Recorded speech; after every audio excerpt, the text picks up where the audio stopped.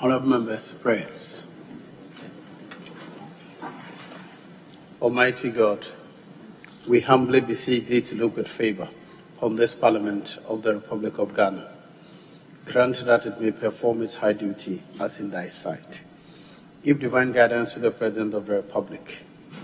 Endow members of Parliament and ministers of state with discernment and vision, integrity and courage, that through the labours of government, this land and people will be well and truly served. Thy good purposes for the common human life be realized in our midst. O God, grant us the vision of our country, fair as it might be, country of righteousness, where none shall wrong his neighbor, country of plenty, where evil and poverty shall be done away with, country of brotherhood, where all success shall be founded on service and honor shall be given to the deserving, country of peace, where government shall rest on the will of the people and the love for the common good. Bless the efforts of those who struggle to make this vision a living reality. Inspire and strengthen our people that they may give time, thought, and sacrifice to speed the day of the coming beauty of Ghana and Africa. Amen.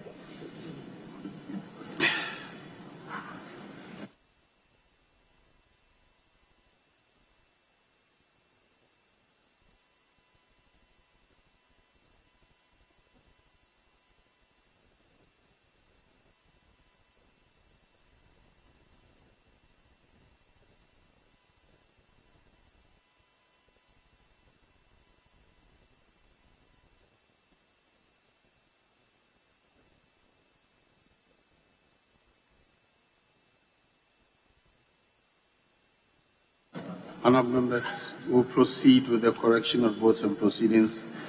We'll start with the votes and proceedings of Thursday, 9th December 2021. Page 1, page 2, page 3,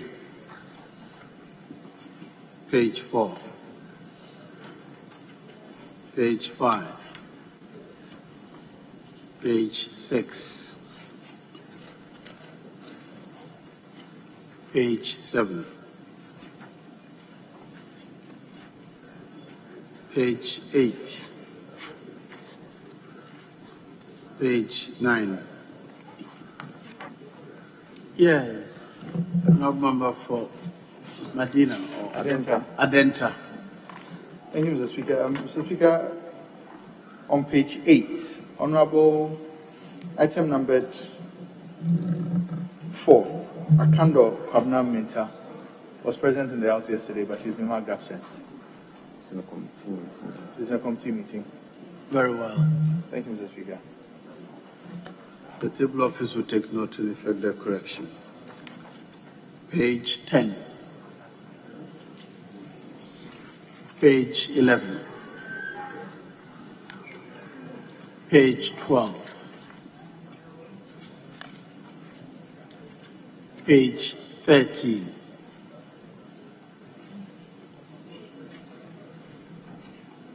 page 14, page 15. Honourable members, subject to the correction made, the votes and proceedings of Thursday, December 9th, 2021 is hereby adopted as a true record of proceedings. I have 2 official reports. Yesterday, we were considering the official report of Tuesday, 9th November, when an error was detected. It's been represented for the consideration of the House. Any corrections to the official report of Tuesday, November 9, 2021?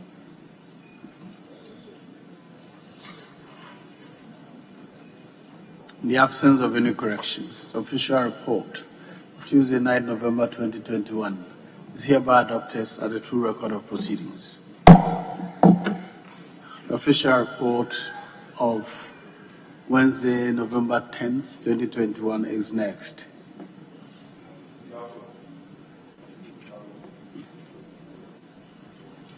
In the absence of any corrections, the official report of Wednesday, November 10th, 2021 Yes, Honorable.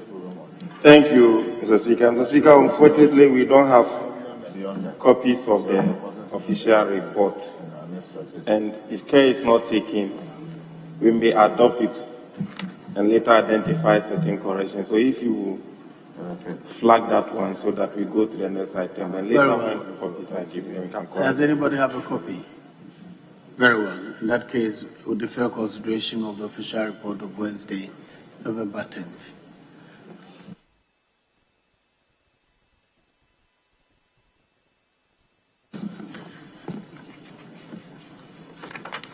Honourable members,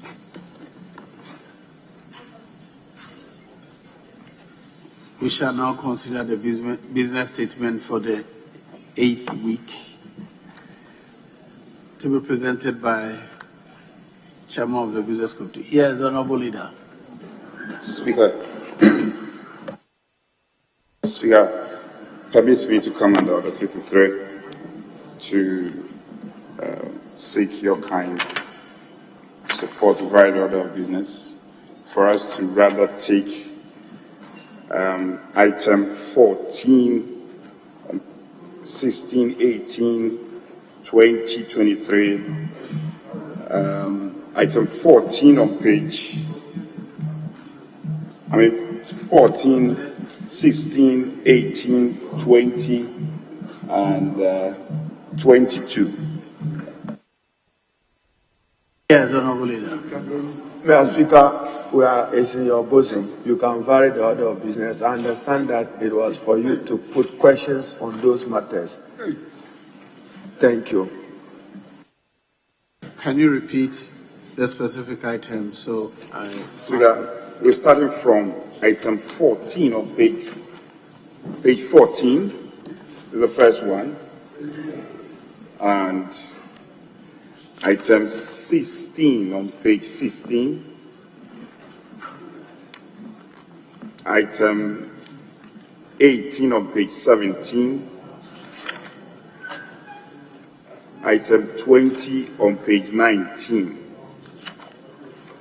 and item 22 on page 21. Speaker. Very well.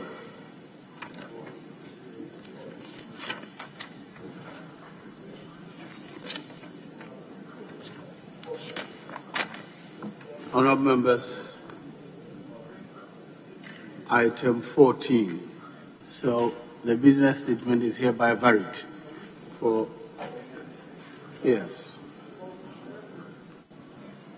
Item 14, what is there is that the question to be put. All in favor of the House adopting the motion say aye. All against say no. The ayes have it, the motion is carried. Item 16, also the motion, the question to be put. All in favor of the House adopting the motion say aye. Yes. For item 14, I guess you escaped the resolution. I don't know what the strategy is. But So we should take 15 as well. Very well. All in favor of the House adopting the resolution numbered as 15 on page 14 through to 15.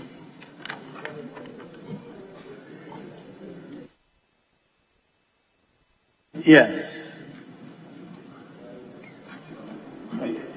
Thank you, Mr. Speaker. Mr. Speaker, motions 14 and 16 were moved together, and so I would plead that we do it that way so I can move the resolution 15 and 17 as such. Thank you, Mr. Speaker.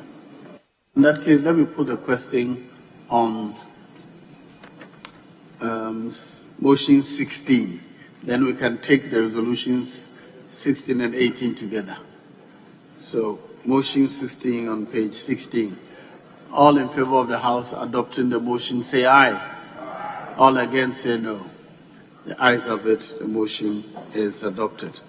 Now, you may move the resolutions numbered 15, item 15, and 17 on the other paper. Yes. Thank you, Mr. Speaker. Mr. Speaker, I beg to move that the resolutions captured as item 15 and 17 of today's order paper be adopted now. I so move, Mr. Speaker. Who is seconding the motion to adopt the resolution? Speaker, I rise to second the motion. Honourable members, a motion to adopt resolution 15 and 17 on today's order paper be moved and seconded. All in favour say aye. Aye. All against say no. The ayes have it. The motion is carried. The House has adopted resolutions numbered 15 and 17 on pages 14, 15, 17, 16 and 17 of today's order paper. Item number 18, motion. The debate has been concluded. The question to be put. All in favour of the House adopting the motion numbered 18 on today's order paper say aye. All against say no. The ayes have it. The motion is adopted. The resolution numbered 19. Yes, Honourable Minister.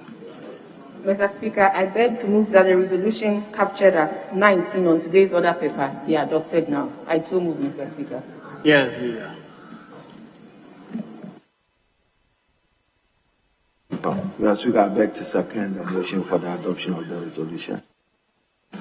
All in favour of the House adopting the resolution numbered 19 on page 18 of today's order paper say aye. All against say no. The ayes have it. The motion is carried. The House has adopted resolution numbered 19 on pages 18 and 19 of today's order paper. Item 20, motion. The question be put. All in favour of the House adopting motion number 20 on today's order paper say aye. All against say no. The ayes have it. The motion is carried. Item number 21, resolution. Mr. Speaker, I beg to move that the resolution captured as item 21 on today's order paper be adopted now. I so move, Mr. Speaker. Mr. Speaker, I rise to second the motion for the adoption of the resolution. The motion has been moved and seconded. All in favour of the House adopting the motion say aye. All against say no. The ayes have it. The motion is carried. And resolution number 21 on today's order paper number pages 20 and 21 are hereby adopted by the House. Motion number 22 on page 21 of today's order paper. Debate has been concluded. The question to be put. All in favour of the House adopting the motion say aye. All against say no. The ayes have it. The motion is carried. Resolution number 23. Yes, Honourable Minister. Mr. Speaker, I beg to move that the resolution captured as item 23 on pages 22 and 23 of today's order paper be adopted now. I so move, Mr. Speaker. Yes.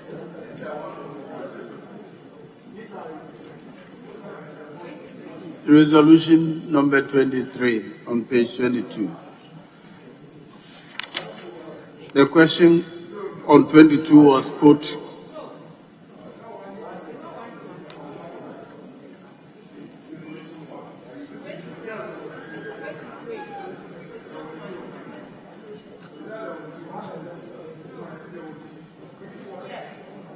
Wenchi water supply.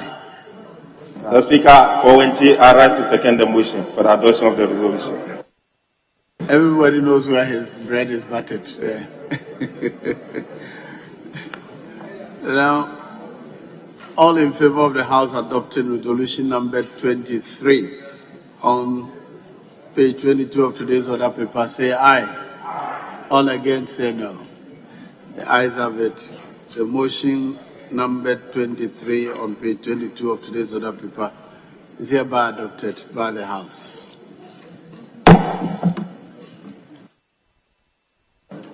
Very well. Can we revert to the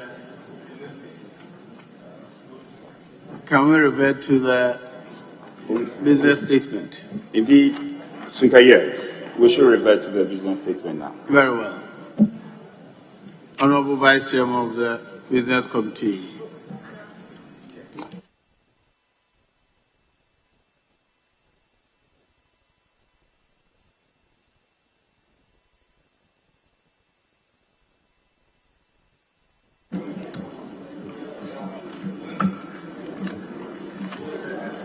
Mr. Speaker, the Business Committee met yesterday and agreed on the following as a proposed business for the ensuing week. First, Mr. Speaker may proceed to read available communication to the House. Mr. Speaker, we propose to take 34 questions in all, 1 urgent and 3 regular questions. Again, Mr. Speaker, we propose that, subject to Order 72 and 72, you may exercise your discretion to admit statements. And then, Mr. Speaker, bills may also be presented, since we have a lot of committees meeting to consider estimates. The Speaker, we have agreed to have sitting on Monday and then have extended sitting as well. The necessary support systems will be put in place to ensure pleasure of members even as they labor for the ensuing period.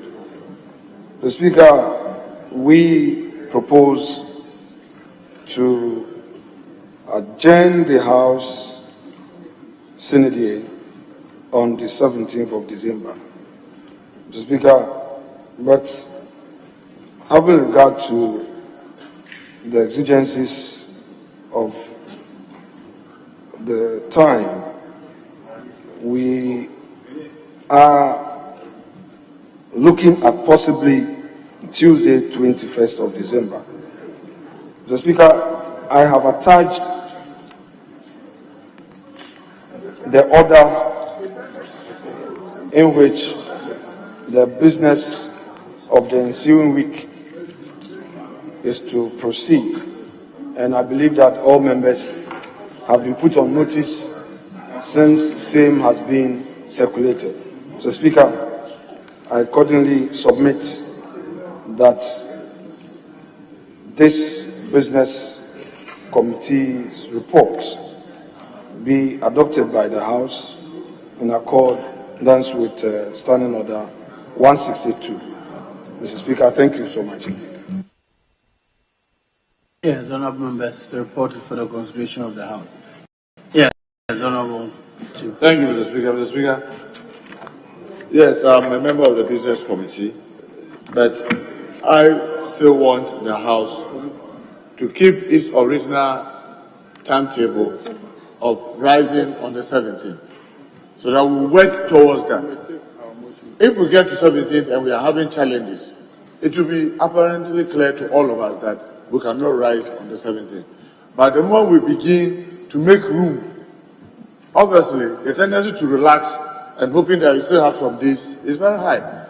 So I want to plead that we amend the 21st to keep our 17th. Let's work very hard to see how much we can do within the time left, like we always do when we get to 17, and it is abundantly clear that we cannot finish by 17.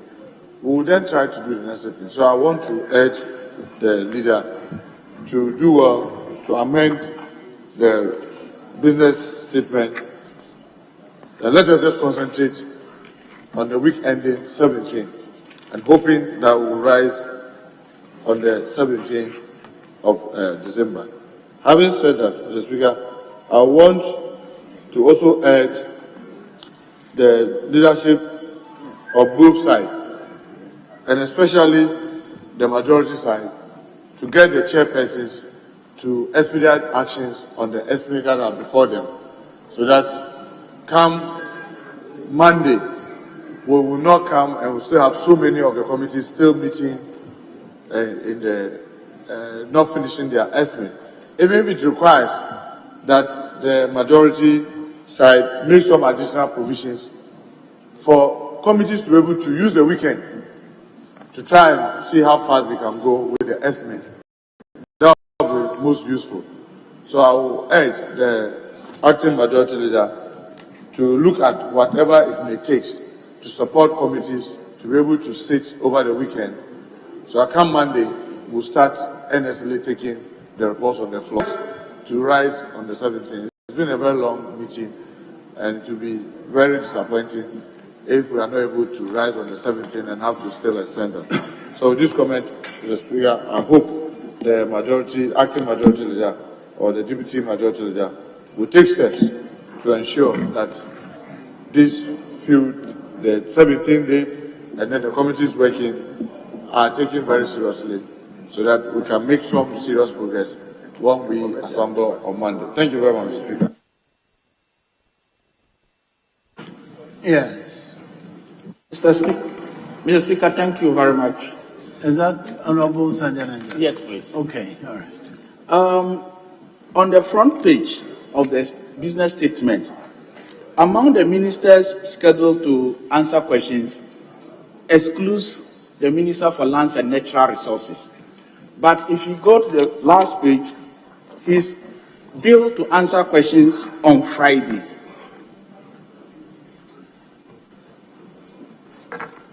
I don't know whether it was an oversight. Very well. We'll respond to that. Yes. Speaker, thank you for the opportunity. Speaker, my comment on the business statement as presented by the Deputy Majority Leader is to the effect that even though the committees are built to meet and consider the estimates from the ministries and agencies, we are still not receiving the estimates the way we ought to. And I want to urge leadership to put some pressure on the agencies. The budget was presented on the 17th. And from my experience in this house, those estimates ought to be ready even before budget was presented. So as soon as the budget is presented, the committees will have the estimates go through before meeting times are fixed. So for instance, as a member of the Constitutional League, we were to have met this morning at 9 a.m. to consider the estimates for the Legal Aid Commission. But we've not been able to because the estimates haven't come. And so I want to urge leadership to get the agencies to bring us the estimates so we can consider them timeously. Because next week we'll be in a pressure pot, and we've just been told that we'll be sitting during the extended hours, and we know what that means. So they should help us to help them to work. I thank you for the opportunity. Yes, Honorable. Thank you very much, Mr. Speaker. Mr. Speaker, I just want to put it out here that out of the 43 estimates that we are expecting the committees to receive, we have presented almost everything except 4, including judicial service, where you find legal aid. Mr. Speaker, you know that with judicial service, the president will have to assent to their budget before it is brought. We were informed that they got the letter on Wednesday, so they are now inputting their details. We have informed the chairman of the Judiciary Committee. Is the legal aid under the Judiciary or under Attorney General? And the Judiciary as well. There are about 3 or 4 estimates that are yet to come in. So I just want to put it out here that out of the 43, it's just 4 that is outstanding. And we are working very hard to make sure we present those estimates to the House. Thank you, Mr. Speaker. Very well. Yes, Honorable Leader. Thank you, Mr. Speaker. Mr. Speaker, I'm a member of the Business Committee, and this is our report. When we met yesterday, Mr. Speaker, the House is expected to rise sine die on the 17th of this month, which will be next week. Mr. Speaker, we are talking about estimates, and the estimates go along with the financial bills. Mr. Speaker, in the business statement from Tuesday to Friday, conspicuously mixing was some of the financial bills, including the electronic transaction bill. Mr. Speaker, these are bills that the public has a lot of interest in, and which the House itself would have to be laid and referred to the various committees for consideration and report to the House to enable us to be able to pass or disapprove the appropriation bill. Mr. Speaker, if you write 17th, Friday, 17th December, and you say presentation, first reading of appropriation bill, motion, move, seconding, going through all the processes without any mention of when the electronic transaction bill and all the financial bills will be brought to this House, laid in this House, referred to the appropriate committees for report back to the House to enable us go through these processes. Mr. Speaker, I want it to be clear. If it is the position of the leader of government business or this House that we will pass the appropriation bill without these financial bills, including the electronic transaction bill, we want to know. But to bring a business statement that this is what we are going to do next week and pass the appropriation on Friday without talking or saying anything about the financial bills, including the electronic transaction bill, the Speaker, I'm a bit confused. So I want clarity from the leader of government business. When is the electronic transaction bill and the other financial tax bills, when are they going to be presented to this House for us to work on them? Well, we wouldn't want to wait on Friday, then those things will be brought and I will pass them under certificate of urgency. The Speaker, it doesn't lie under my ambit to do that. But I think we are from today up to next week Friday. So if you can invite the acting chairman of the business committee to explain to the House the status of those financial bills, including the electronic transaction bill. Because we have been told that, you have the opportunity when we come to the bills to take a decision. That opportunity, are we being denied of that opportunity to? We want to know. Thank you.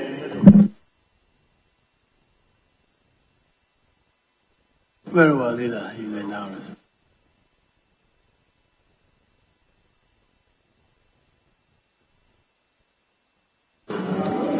Mr. Speaker, we are in this consensus vehicle together, and I want to respond to Deputy Minority Whip's concerns by saying that steps will be taken to ensure that the e-levy bill is brought on time. Yes, the Minority Chief Whip wanted to know about the rising, the adjournment. We are adjourning on the 17th. Why, change it to 21st?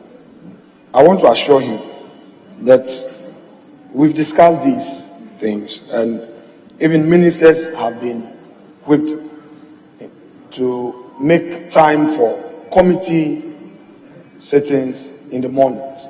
So major meetings have been shifted to 4 p.m. each day, so that the whole mornings next week they will be with us.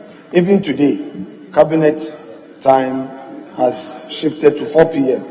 just to enable the ministers to be with us. Honorable Muntaka, I agree with you that we need to put in place some incentives to make the committees work. Rankings and chairs are being encouraged to be expeditious in the way they arrange their business so that we can have our holidays on time. So, Mr. Speaker, I think there's nothing controversial for this morning. they've not joined issues.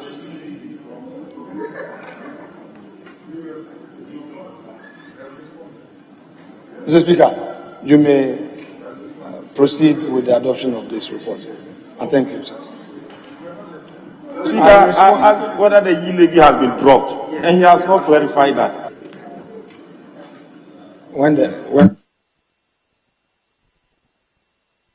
Mr. Speaker, his first request was to know when the e-levy bill will come. And I've just assured him that I will make sure it comes to this house and comes on time. If it is possible for it to come today, I will make sure it does. That is all. You didn't ask about it being dropped. Yes, and the finance minister's letter to us, which letter we have gotten, seemed to be part of the budget, clearly said he was consulting, engaging. So be assured. Thank you. Yes, Honorable. Thank you, Mr. Speaker. Mr. Speaker. Yes, but before you proceed, please, Honorable Leader. Honorable Sanjay Nanja raised an issue about Minister for Lands and Forestry not being on the number of questions list, yet programmed to appear and answer questions on Friday, December 17th. You didn't respond to that.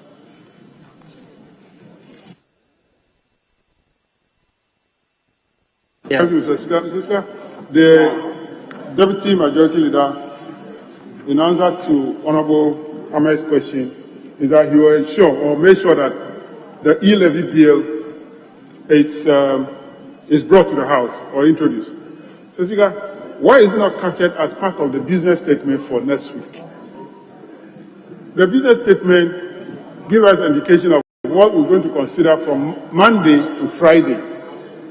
If he knows that he will ensure that it comes, he should capture it. So if he can amend his report to put it there that e-levy will be introduced during the course of the week. Honorable Leader, if you look at 2D, it is there. Bills, papers, and reports will be presented.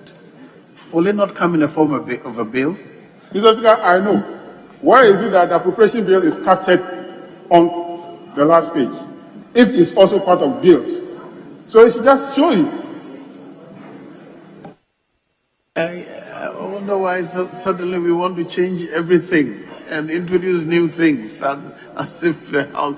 Anyway, Leader, you.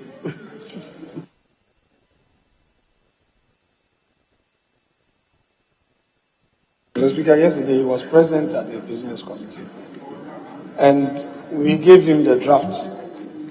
He looked at the drafts, and we all agreed to this. Anyway, surprises are part of politics. Mr. Speaker, you answered him, so I think I adopt your answer as though same was mine. Honorable Sanjay Nanja, your question, I would see how to deal with it to ensure that it is answered. You are a senior member. You left and came back, and you were DC, and you know you have a special interest in this. Yeah. You may proceed. Well, you are assuring that the minister will also be here to answer questions. Yeah, Mr. Speaker, ministers are supposed to come when we summon them. But what he's saying is that number of questions listed, 34, each allocated to a specific ministry. If you add the 30, majority leader, local government, defense, gender, national secretariat, communications and energy, you get to 34. Then you come to page 9 on 5. There are another 1, 2, 3, 4, 5, 6 questions. And a minister other than the 34 you have done here. Mr. Speaker, you are right and he's right. We would effect the necessary correction, sir. At least that goes into the record for reference. Yes. Thank you. Honourable members, The business statement for the ensuing week is hereby adopted for implementation.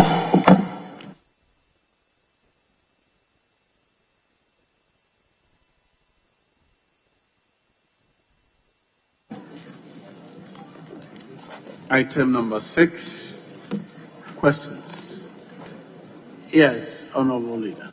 Speaker, before then, I'll seek your leave for us to take presentation of papers and take item 8J on page 8.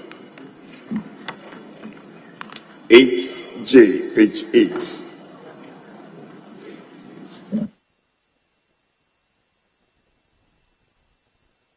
Yes, Leader.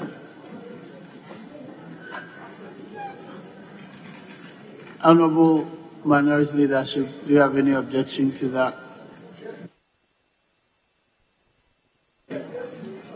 The laying of the report of the Committee on Roads and Transport. Yes, item J. I, Chairman of the Committee.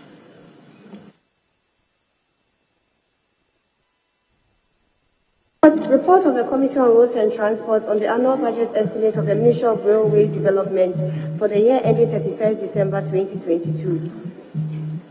The report is duly presented for distribution to members. Aye. Report of the Committee on Roads and Transport on the annual budget estimates of the Ministry of Roads and Highways for the year ending 31st December 2022. The report is duly presented for distribution to members. Aye. Report of the Committee on Roads and Transport on the annual budget estimates of the Ministry of Transport for the year ending 31st December 2022. The report is duly presented for distribution to members. Yes, Leader. Speaker, I think we can now take, still under presentation of papers, item 8A. And Speaker, I seek your leave for the Deputy Minister of Energy to do the laying on behalf of the Minister.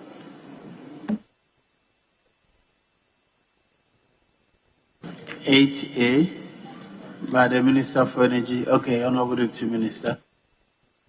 Mr. Speaker, before I take the vow, would you permit me to seek the leave of your good self and the House to withdraw an earlier paper that was laid on November 3rd and replace it with a new one, Mr. Speaker?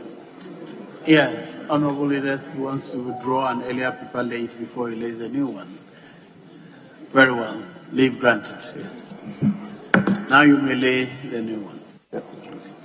Petroleum Local Content and Local Participation Amendment Regulations 2021. Very well.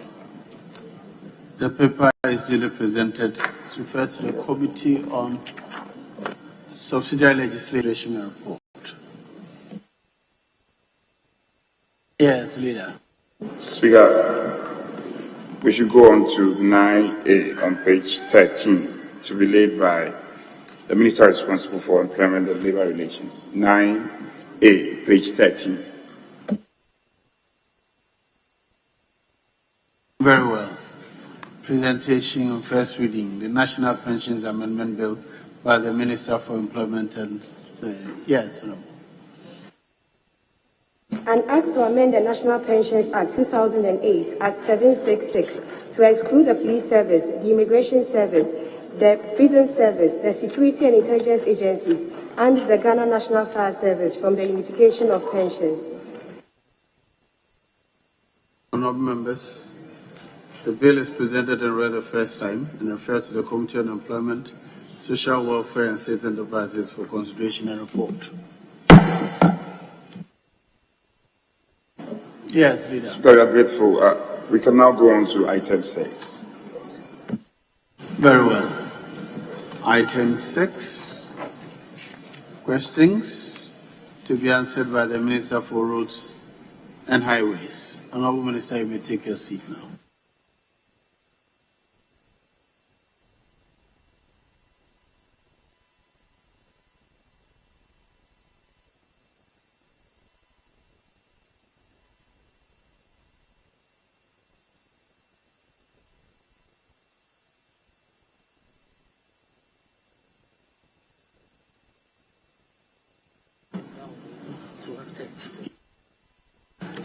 Yes, Honorable Minister. The first question is in the name of the Honorable Member for China Paga, Thomas Adadalu.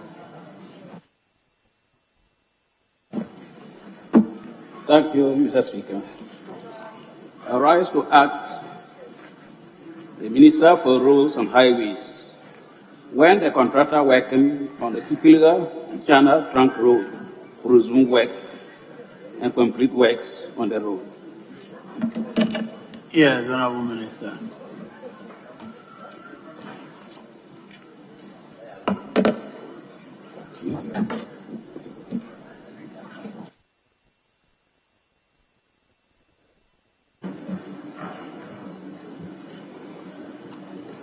Thank you, Mr. Speaker. Mr. Speaker, Chuchuliga to China Road is 11 kilometers long and forms part of the Navrongo Chuchuliga to China to Nakong to Sicily Road, which is a national road so known as N13. Mr. Speaker, this road is bituminous surfaced and is in poor condition. Currently, Mr. Speaker, the road is under construction as part of the project titled Partial Reconstruction of Navrongo Chuchuliga to Tumu Road, measuring 34.23 kilometers. The contract was awarded in July 2016. The project commenced on 19 September 2016 and was originally scheduled for completion on 18 September 2018. The project completion date was extended to 17 September 2021. Mr. Speaker, to date, the contractor has completed drainage, pavement, primer seal, and seal works on the Navrongo to Chuchuliga section up to kilometer 10. Mr. Speaker, on the Chuchuliga to China section, the contractor has completed roadside clearing, scarification of existing bituminous surface, cross drainage that is covered, and 400 millimeter of new drains. From China to Nagong, that is the end of the project, the contractor has completed a number of culverts. The progress of work, Mr. Speaker, is estimated at 40% physical completion. The contractor has vacated site due to delay in payment for work done, and several warning letters have been issued to the contractor to return to site. Mr. Speaker, all efforts are being made to get the contractor back to site to complete the outstanding works by third quarter of year 2022. Thank you, Mr. Speaker. Yes, Honorable Member. Thank you, Mr. Speaker. Mr. Speaker, I want to find out from the Minister for Roads and Highways whether there's real commitment to finish work on this road. Like the Minister said, it was awarded in 2016. Today is about 6 years. And this is not an urban road or a feeder road. It is part of the national road. It is the main road linking the upper east to upper west. I mean, I don't know, about 4 or 5 rescheduled completing periods have been given to this road. In fact, last year, 2020, this same question was asked. It was 38% fiscal completion or whatever. Today, it is only 40%. That is only 2%. Of course, 2020 was a year of roads. I don't know whether that road is not part of the year of roads. So, Mr. Speaker, I want to find out from the Minister whether there's real commitment to actually complete this road. Because the suffering of the people along that road is just too much. Thank you. Yes, Honorable Minister, is there real commitment to complete this road?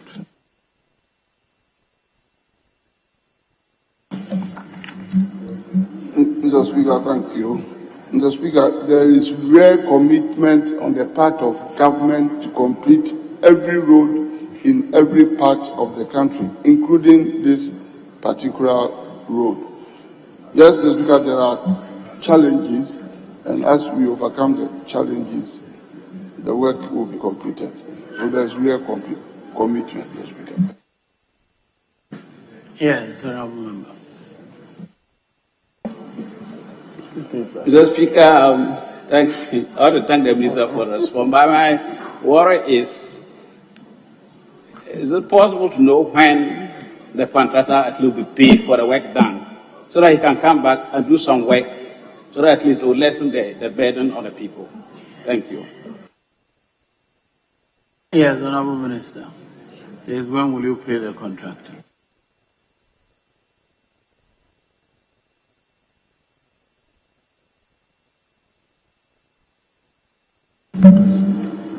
Mr. Speaker, the contractor working on this road is one of the strongest in the country. Maintain construction. And as I have indicated in my answer, we are doing everything practicable to enable this contractor to return to site. And the work has been reprogrammed to end before the third quarter of 2022. We have done assessment of the road, and the contractor will come back as soon as practicable. Thank you, Mr. Speaker. Yes. Well, thank you, Mr. Speaker. I just hope that the Minister will stay on his way, so that at least can the third quarter to first or second quarter, if it's feasible. So I'm just pleading with the Minister to try and see how best he can work on that to improve the state of the road, to lessen the burden on my people. Thank you very much, Mr. Speaker. Very well. Question number 342 is in the name of the honorable member for Nadoli Kalio. Yes. Thank you, Mr. Speaker, for the opportunity to put a question to the Minister for Roads and Highways. Honorable Minister, have the Tangasia town roads been awarded on contract? And if so, when will the roads be completed? Thank you. Yes, Honorable Minister.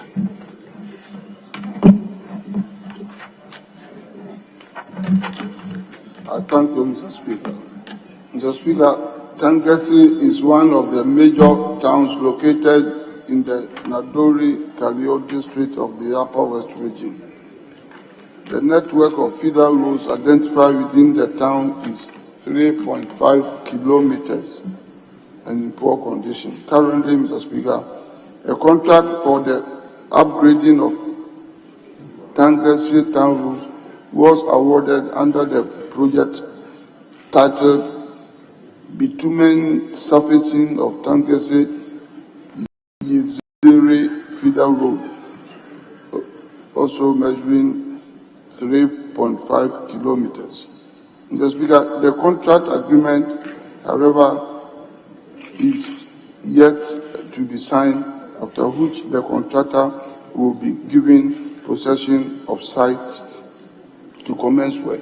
But, Mr. Speaker, with your permission, I would want to add that the contract has, as at now, been signed. So there is progress on it, and the contractor will commence work in a moment from now. Thank you, Mr. Speaker. Yes. Thank you, Honorable Minister. I'm glad to know that the contract has now been signed. Honorable Minister, can you let me know, and the people of Towns here, how long the contractor is supposed to be working on the roads? I mean, completion. When do we expect the work to be completed? Yes, Honorable Minister.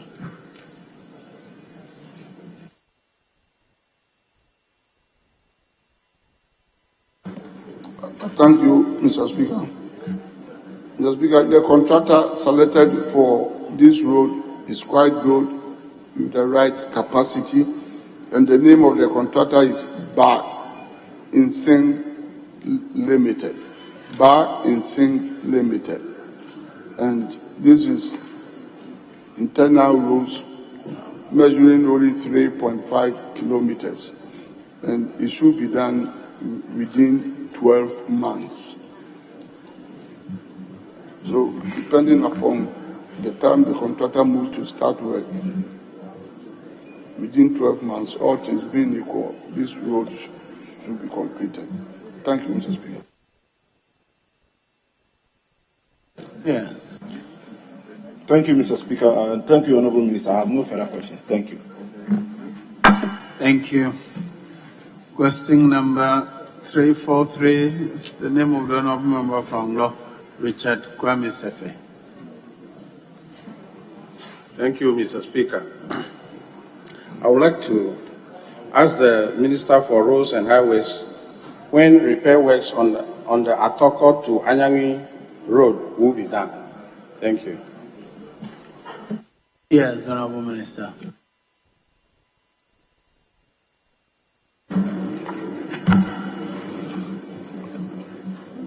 Thank you, Mr. Speaker. Mr. Speaker, the Atoko Anyanui Road is an engineered road located in the Anglo district of the Volta region. The road is 16 kilometers long and is in poor condition. Currently, Mr. Speaker, there is no upgrading program on the road. The future program is that, Mr. Speaker, the surface condition survey and estimates for the rehabilitation of the road will be conducted during the first quarter of 2022. The implementation of the outcome of the engineering studies will be captured under the 2023 budget. Thank you, Mr. Speaker. Yes, Honourable. May I ask follow-up questions if you wish. Thank you, Mr. Chairman. I just want to inform the Honourable Minister that as we talk now, few patchworks are being done, but they're not intensive enough.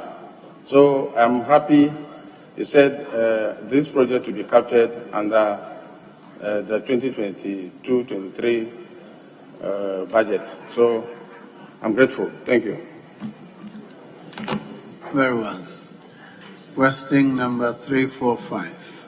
Honourable Member for Adenta, Mohammed Adamu Ramadan. I'll move on when he comes back. The next question, Honourable Member for Fajatusa. I know he's around, so when he comes back, I'll ask for Honourable Fajatusa. Thank you, Right Honourable Speaker. I rise to ask the Minister for Roads and Highways what plans the Ministry has for the construction and completion of the following road projects within the Afajato constituency or district. Liati Agbonya to Soba, Wati to Liati Dafonu to Fodome Akon. Thank you. Yes, Honourable Minister.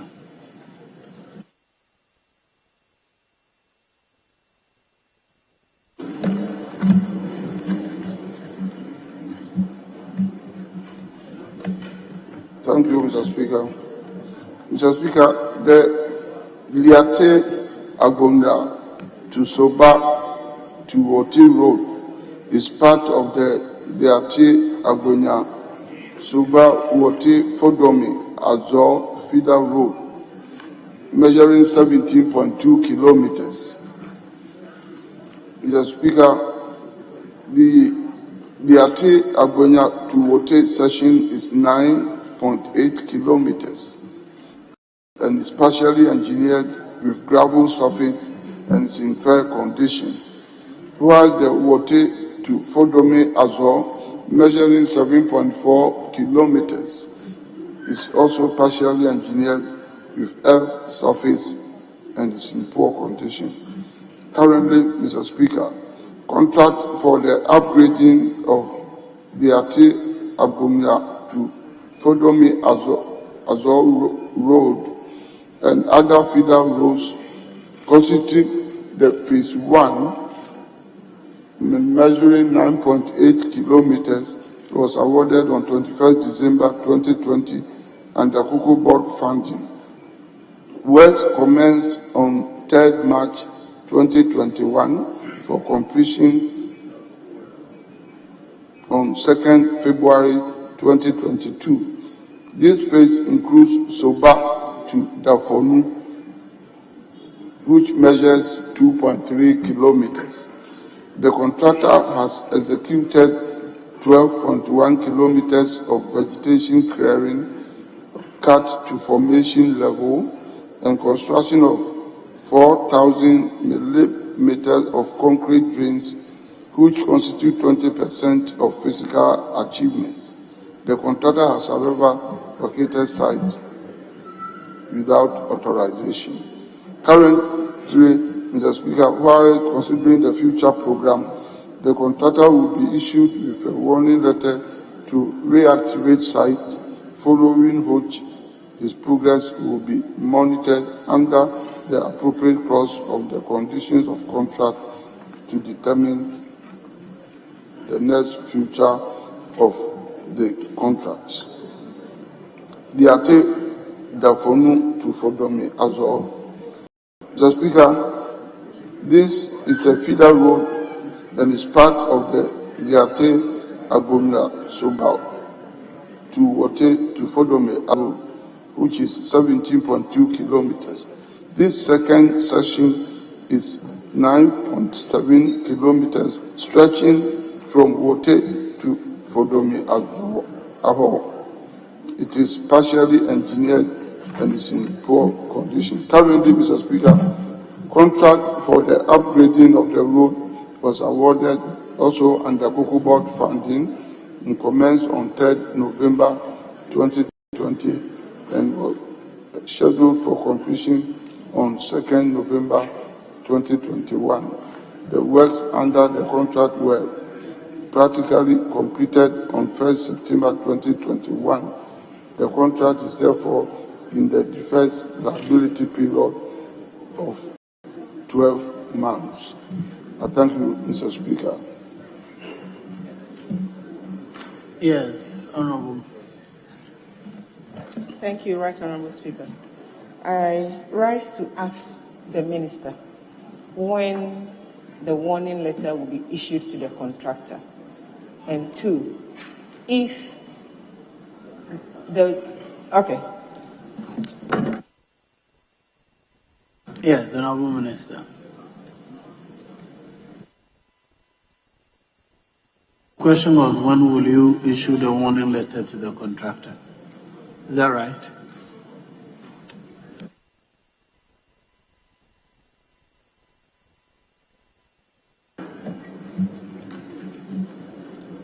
Mr. Speaker, the warning letter definitely will get to the contractor before the end of the year. Definitely. And if there is no favorable response, then beginning January next year, we will take the necessary action to reactivate the project. I thank you, Mr. Speaker. Yes, Honorable. Right, Honorable Speaker, I thank you. May I know if the contractor has been paid for the work done so far?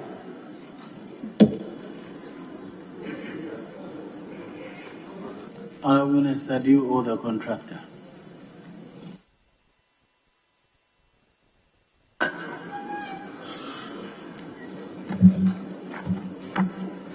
I thank you, Mr. Speaker.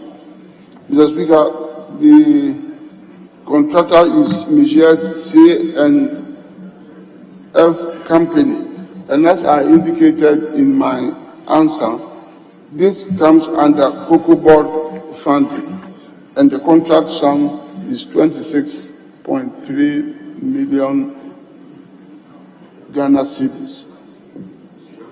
In connection with payment, I am not in a position to confirm or deny anything, because payment should come from Cocoa Board. And I am not also in a position to tell whether even the contractor has raised an IPC, which is interim payment certificate, to that effect. I thank you, Mr. Speaker. Right Honourable Speaker, thank you. May I request from you, Right Honourable Speaker, to ask the Minister to find out whether the payment was done or all the things he spoke about were done, so that we know what to do. Whether we should follow up to you again or you will come and report back to us. Right Honourable Speaker, my request to you. Very well, Honourable Minister. Will you verify from Cocoa Board and advise her?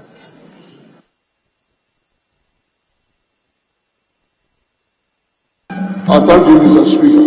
Mr. Speaker, I think that is a fair demand from my colleague, since all roads come under my ministry. That will be done, to find out that payment has been effected from Cocoa Board or not, to enable the contractor go on with the work. So, Mr. Speaker, that request is something that can be undertaken. Thank you. You're done. Very well. The next question is the name of the Honourable Member for Salaga South, Ms. Zuera Mohammed Ibrahima. Thank you, Mr. Speaker.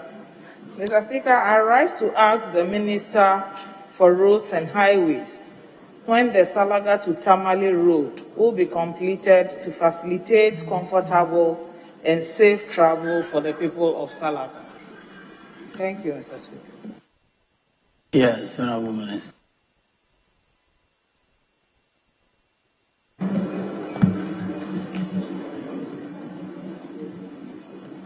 Thank you, Mr. Speaker. Mr. Speaker, Salaga is located in the eastern part of the Savannah region and is the capital of East Gonja district. The road is from Salaga to Tamale. The road from Salaga to Tamale forms part of the interregional road and is interregional road 4. The road is 106 kilometers long. The first 71 kilometers is bituminous surfaced and in good condition, while the remaining 35 kilometers is gravel surface and under construction.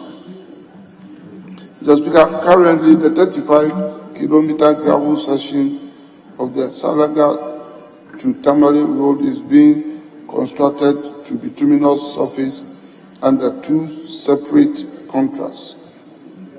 12 kilometers of the gravel section forms part of Phase 1 contract, whilst the remaining 23 kilometers forms part of the Phase 2 contract as follows.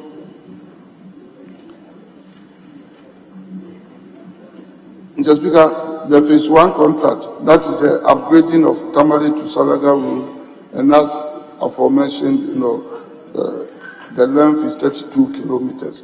As part of the contract, 12-kilometer gravel section of the Tamale Salaga Road is to be upgraded to bituminous surface. The project commenced on 27 August 2012 and was originally scheduled for completion on 26 August 2015. The project completion date was extended to 12 October 2022. To date, the contractor has executed the following works: roadside clearing 32 kilometers, earthworks 32 kilometers, concrete works 100%, sub-base 20 kilometers, base 20 kilometers, primer seal 20 kilometers, seal 20 kilometers. The overall physical progress of work is estimated at 69% completion.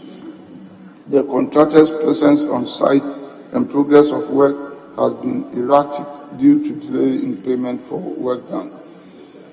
Phase 2 contract, that is the rehabilitation of Tamale to Salaga to Makango measuring 52 kilometers. Mr. Speaker, as part of the contract, the remaining 23-kilometer gravel section of the Tamale-Salaga Road is to be upgraded to bituminous surface.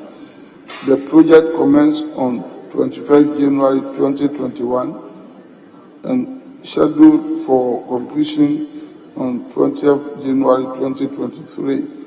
To date, Mr. Speaker, the contractor has executed the following works: roadside clearing 26 kilometers, earthworks also 26 kilometers, concrete works 2%, and he has done a kilometer of sub-base. The overall physical progress of work, Mr. Speaker, is estimated at 10% completion, and fortunately, work is ongoing, Mr. Speaker. Thank you. Yes. No. Thank you, Mr. Speaker. Mr. Speaker, I want to find out from the minister when the contractor will be paid for the works that he has done, so he will return to site to complete the 23-kilometer stretch that is left. And especially at this time of the year where we are in Hamatan, the dust is becoming an people of Salaga and its environs. So we'll be happy if the minister will share with us some information so that we can get a little bit more optimistic. Thank you, Mr. Speaker. Yes, Honourable Minister.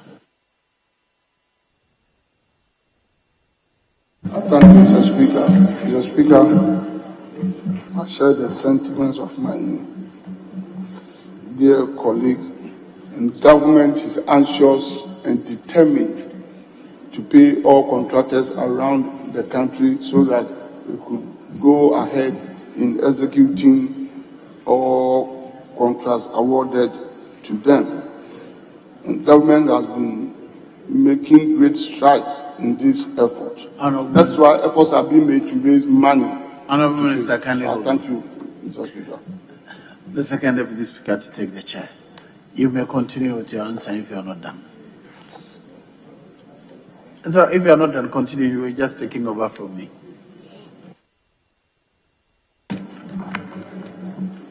So, Mr. Speaker, I wanted to conclude on the note that is why government is making great effort to raise revenue to pay all contractors beginning January next year. So I agree with you. We must all support the effort to raise revenue. Thank you.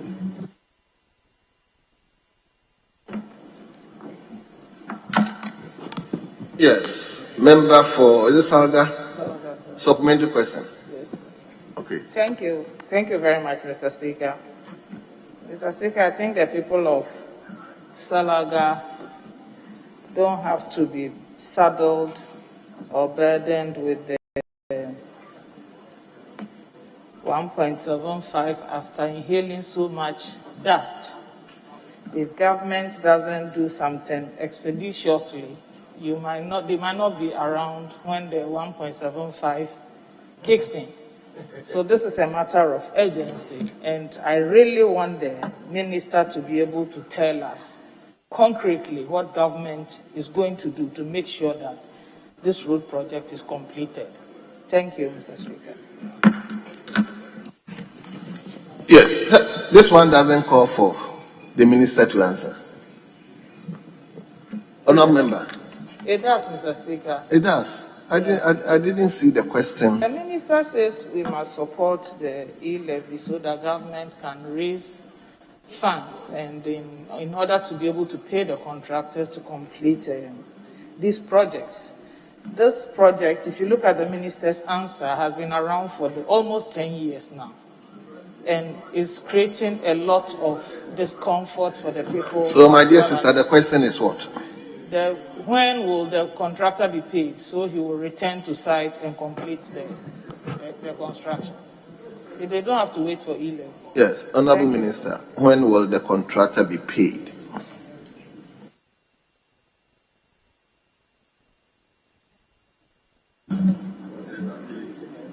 Speaker, the contractor will be paid as soon as money becomes available, and government is making the effort to make money available. If, Mr. Speaker, we trace the history of this road,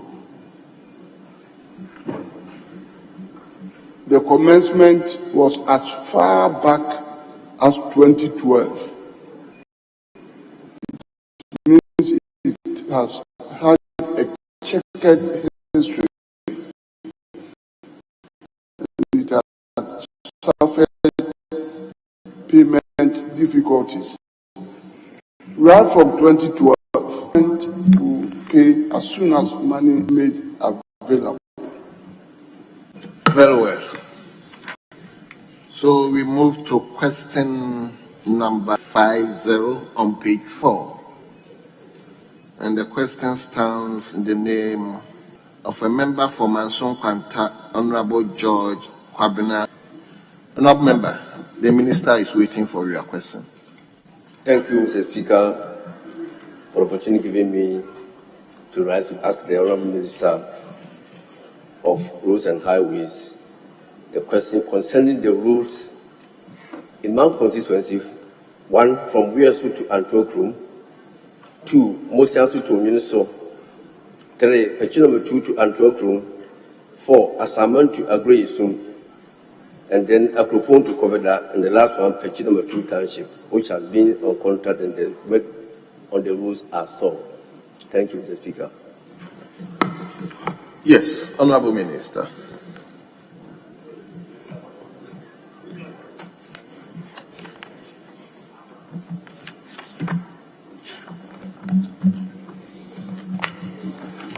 Thank you, Mr. Speaker.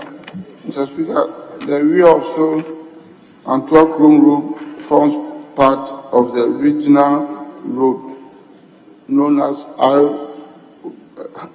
R108 in the Manso Nkwanta enclave of the Ashanti region. The road is 27 kilometers long and is partly bituminous and partly gravel surface. Just because the road connects you also on the Ebuakwa to Bibiani Road, also known as R05, through towns such as Sedi, Amantia, Ahurewa, Musianso, to link Antwerp on the Anyankwanta to Adumasa Road. Mr. Speaker, the entire road is in poor condition, but currently the road is also referred to as Wiosu to Musiansu to Antwerp Road, and is made up of 2 sections, namely Wiosu to Musiansu section 1 and 2, Musiansu to Antwerp section. The Speaker, the Wiosu to Musiansu section is under construction as part of the contract title rehabilitation of Wiosu to Musiansu Road, measuring 20 kilometers.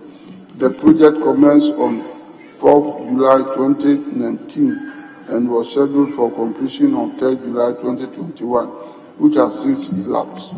To date, the contractor has executed the following activities: roadside clearing 20 kilometers, scarification of bituminous surface 4.4 kilometers, covers of various sizes 16 in number, U-drains that of 600 millimeter diameter, 4,500 meters, and sub-base plus Pramasil 0.7 kilometer.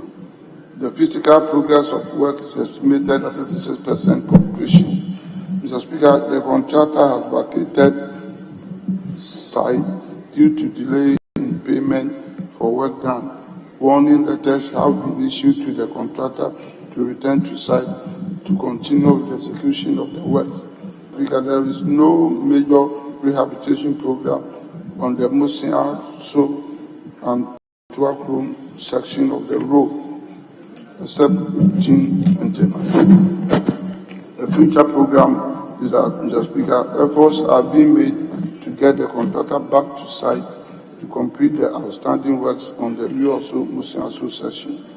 With regards to the Mosiaso to Antwerp Rome section, engineering studies will be carried out in the second quarter of 2022, and the implementation of the project will be considered in the 2023 budget. 2. Mosiaso to Mweneso Road. Mr. Speaker, this road is located in the Manson Kwanta enclave of the Ashanti region. The road connects Mosiaso to Mwenso and continues to Manso Akwede in the Amansia West District of the Ashanti region.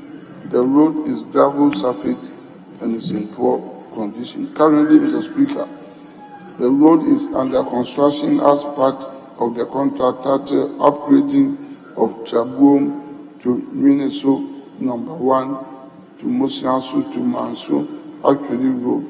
That is from kilometer 0 to kilometer 16.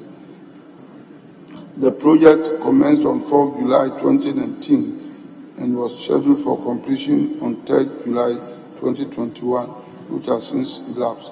To date, Mr. Speaker, the contractor has executed the following activities: roadside clearing 16 kilometers, culverts 2 in number, and U-drains, that is 600 millimeter diameter of U-drains, 4,078 meters.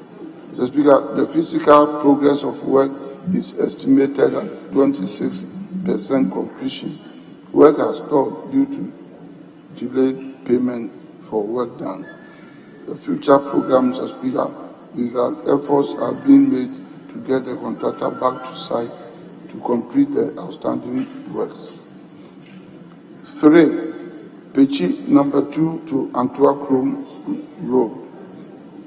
Mr. Speaker, this road is a 23-kilometer gravel road linking Pechi number 2 to Antwerp Rome in the Amansia South District of the Ashanti region. Currently, contract for rehabilitation of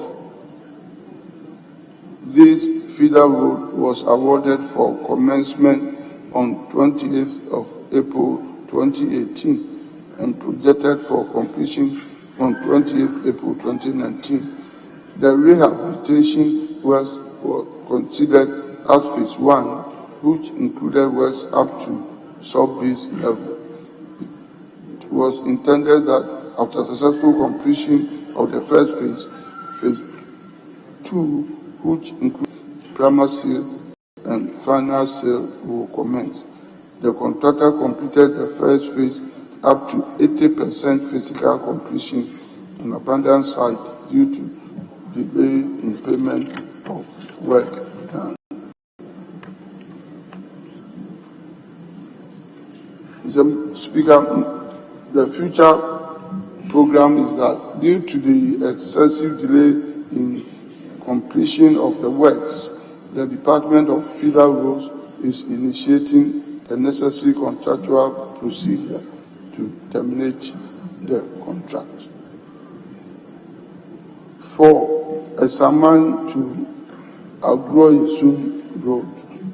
Mr. Speaker, this road is located in the Amansia South District of the Ashanti region, and currently contract for the upgrading of the road was awarded under the title name Upgrading to Bitumen of Esaman Junction to Yawakrum to Agroyesum, measuring 5.4 kilometers, and Yakrum to Tangiabo, measuring 1.8 kilometers, feeder road. The works commenced on 28 February 2019 and was scheduled to be completed by 28 February 2020. However, Mr. Speaker, the contractors abandoned the site after 10% physical achievement. Warning letters have been issued to the contractor, but they are yet to return to site. The future program on this road is that, Mr. Speaker, due to the excessive delay in completion of the works the Department of Federal Roads will initiate the necessary contractual procedure to terminate the contract. 5. The Ekropong to Kobeda Road. Mr. Speaker, this is a feeder road and is a gravel road in poor condition and located in the Amansia South District of the Ashanti region. Currently, contract for the upgrading to bitumen surfacing of the Ekropong Kobeda feeder road was awarded to commence on 29 December 2020 for completion by 28 August 2021. The contractor's progress has been very slow, leading to only 6% physical achievement of the work. The future program is that, Mr. Speaker, only letters are to be issued to the contractor to speed up works. The performance of the contractor will be monitored up to the end of December 2021 to show appreciable progress. Otherwise, the necessary contractual procedure will be initiated to terminate the contract for non-performance. 6. Pichi number 1 Township. Mr. Speaker, Pichi number 1 is located along the Kumasi and Miamkwanta Trunk Road and located in the Amansia South District of the Ashanti region. Currently, Mr. Speaker, there is no upgrading program for Pichi number 1 Township, that is its internal roads. I thank you, Mr. Speaker. Yeah, Honorable, I hope this is an exhaustive answer. You need further? Okay, let's hear you. Yeah, Mr. Speaker, the place I'm talking about is cocoa growing area where our farmers are suffering a lot because of the poor road networks. From the minister's response, I noticed the issue of funding has been a major problem. So what's the minister doing to mobilize enough funding to get these farmers ease themselves in terms of their activities, to also get themselves transporting their products to the cities and have some money to finance their operations? So funding issue, how is the minister going about that to raise enough funds for them to do the work for us? So what is the question? The question about the funding, how the minister is trying to mobilize enough funding to get the contractors to bid on work. Minister, did you get the question? I didn't get it. I don't know. I'm asking of funding. Your response is major on funding. So far, how is the minister trying to mobilize enough funds to get these contractors be on site? How is the minister going to mobilize? How funds are being mobilized through the ministry to get the roads being constructed to ease the people to go about their activities? Well, Minister, I still didn't get it. But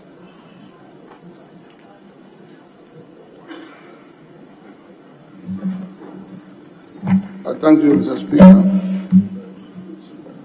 Mr. Speaker, government is always looking for funding and looking for money to pay contractors. And it can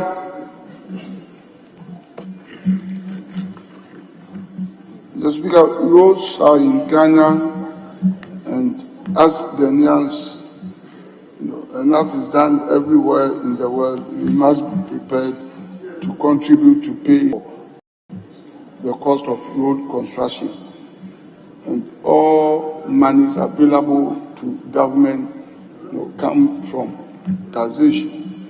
And government is looking around and making all efforts to raise revenue to pay for work done by contractors. And other through road fund as established or through GOG, that's Ministry of Finance sources, as soon as money and at any time that money becomes available, contractors will be paid as it has been doing all these years. to enable contractors execute all jobs awarded to them. So, Mr. Speaker, funding and payment are ongoing processes, and government is diligently doing that. I thank you, Mr. Speaker. Yes. Any further question? Yes, Mr. Speaker. The Honourable Minister also mentioned some steps taken to get some of the rules given to contractors terminated. So in case of termination, what effort is being made to give the contracts back to other contractors to complete the job for us? And those contractors who are working on the roads now, we don't have any billboards showing the contractors who are doing the job, if you may know the contractors. The contractors don't have a billboards. You see, when you are doing such a work, you have the contractor's name being raised on paper, but you don't know those who are doing the contracts. So in case you want to make follow-up, it's difficult for you to get them. So if you know those who are going to be terminated, and if there is going to be any new contracts, how you are going to get in touch with those contractors to monitor their activities on the roads? Are you talking about a signage or billboard indicating a contract has been given to this contractor or so and so? Is that what you are? Yes, because people normally ask us to the contractor, because when they are not on site and you want to get in touch, you don't have any access to get. Well, Minister, I don't know whether you got his question.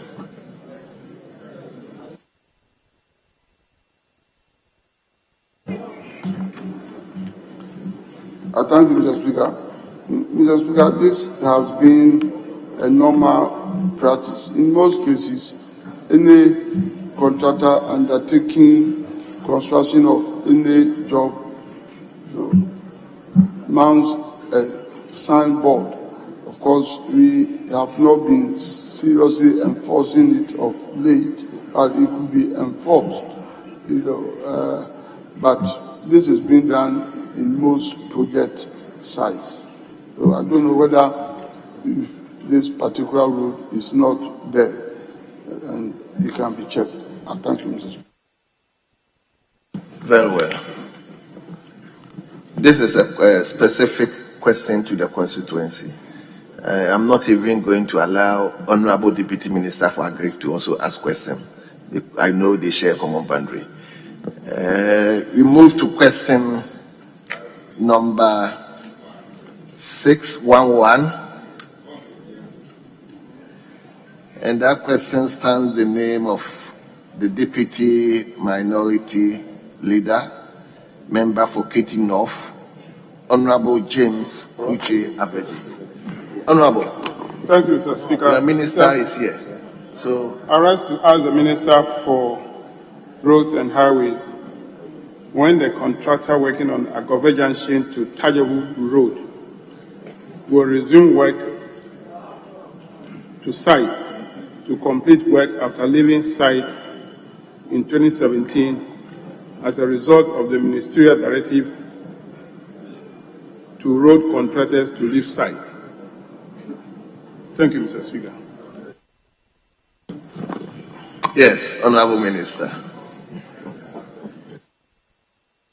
I thank you, Mr. Speaker. Mr. Speaker, I want to put on record and to correct the erroneous impression being carried out by my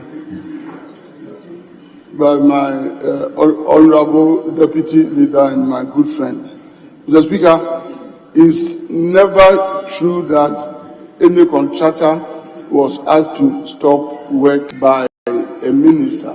So the addition that the work was told out of ministerial instruction is probably false, Mr. Speaker. It's not true. No. And I know my leader and my good friend does not mean any mischievous intention, because, Mr. Speaker, it's not true. And there's no document on record. Otherwise, I challenge him to produce a document, a ministerial document that directed any contractor to stop work. And fortunately, Mr. Speaker, I have had the privilege of being the Minister for Roads and Highways since 2017, and I have not signed or given any such ministerial instruction. So, Mr. Speaker, I want to put that on record. Then I will appropriately answer my leader for his question. Mr. Speaker, the Agove Junction to Tejiavu Road is 21.4 kilometer long gravel road located in the Ketu North Municipal of the Volta region. Currently, Mr. Speaker, contract for the upgrading of the road was awarded under the title Bituminous Surfacing of Tejiavu to the Vago to Agove Junction. The works commenced on 7th October 2014 and was scheduled to be completed on 7th October 2015. The completion date was extended to 7th October 2017 due to the issuance of a varying order for additional works. The contractor abandoned the works after executing 21.4 kilometers of sub-base, base, and primer seal, which constitutes 71% physical completion. Mr. Speaker, the final seal and road furniture works are outstanding. Moving to the future, Mr. Speaker, due to the long delay in completing the works, the Department of Federal Roads will initiate the necessary contractual measures to terminate the contract and repackage for award. I thank you, Mr. Speaker. Very well. Honorable Deputy Minority Leader. Thank you. Thank you, Mr. Speaker. Mr. Speaker, the Minister in his answer says that the contractor abandoned the works after executing 21.4 kilometers of sub-base, base, and primer seal, which constitute 71% of physical completion. So, Speaker, the final seal and road furniture work are outstanding. So, Speaker, when did the contractor abandon site? When? When did the contractor abandon site, or when is the contractor coming back to site? When did he abandon the site? When did he leave the site? You want to know that? Of course. Very well. Very well. I thought you'd be interested in completing the work, not when the contractor left the site. Yes, Honorable Minister. He wants to know when the contractor left the site.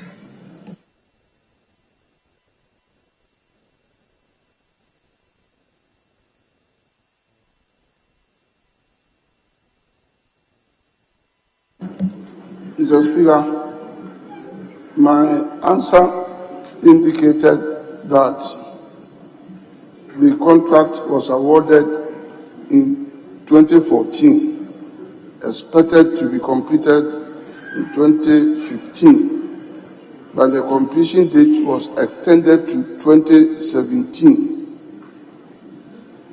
Also indicated that it was extended to 2017 because of variation order that was issued to change the scope of works for the work to be done.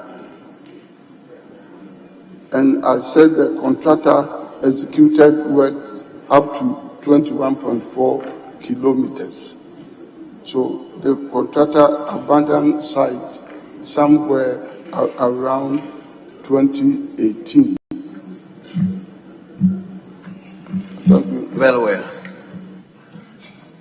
Yes. Thank you, Mr. Speaker. Mr. Speaker, my reason for asking this question, or that question, is that if the contractor abandoned site in 2018, after executing 71% of work. And then from 2018 to 2021 is about 4 years. So the work which the contractor did, the south base, the base, and the primary seal, has gone back because of the work being abandoned. The taxpayers' money has been wasted because if the contractor should come back to site now, you need to scrape the surface of the road, do a new south base, and then primary seal. That is the reason why I asked that question. So my next question to the Speaker is, the delay, the Minister says that the contract will be terminated and then repackaged for award. When will that be done, Mr. Speaker? Respectful Minister, when will the road be repackaged to another contractor or the same contractor? Thank you, Mr. Speaker. Mr. Speaker, we have already initiated that action. The contractor involved, Mr. Speaker, is SAR and Sarah Limited, and since it has been abandoned for a very long time, and Mr. Speaker, I fully agree with my colleague that any time road is left over, particularly up to primacy level, it deteriorates. If road is not sealed and is abandoned by the contractor, anytime after 6 months, 8 months, because the road is not sealed, not even the first seal, it starts deteriorating.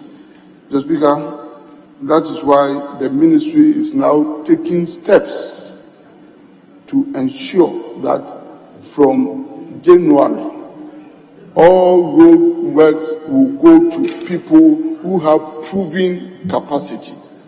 That's why all contractors have been asked to do and go through reclassification processes. So this work will be repackaged and re-awarded. And within the first quarter, the first 2 months of 2022, Mr. Speaker, we hope to re-award for a new contractor and a more capable, competent contractor to undertake this project. I thank you, Mr. Speaker. Your last supplementary question. Mr. Speaker, it's not a question. I want to be grateful to the Minister that I wish that he go by his words. In the first 2 months of 2022, the contract will be re-awarded. Thank you very much, Mr. Speaker. Very well. After your gratefulness, then move to question number 612.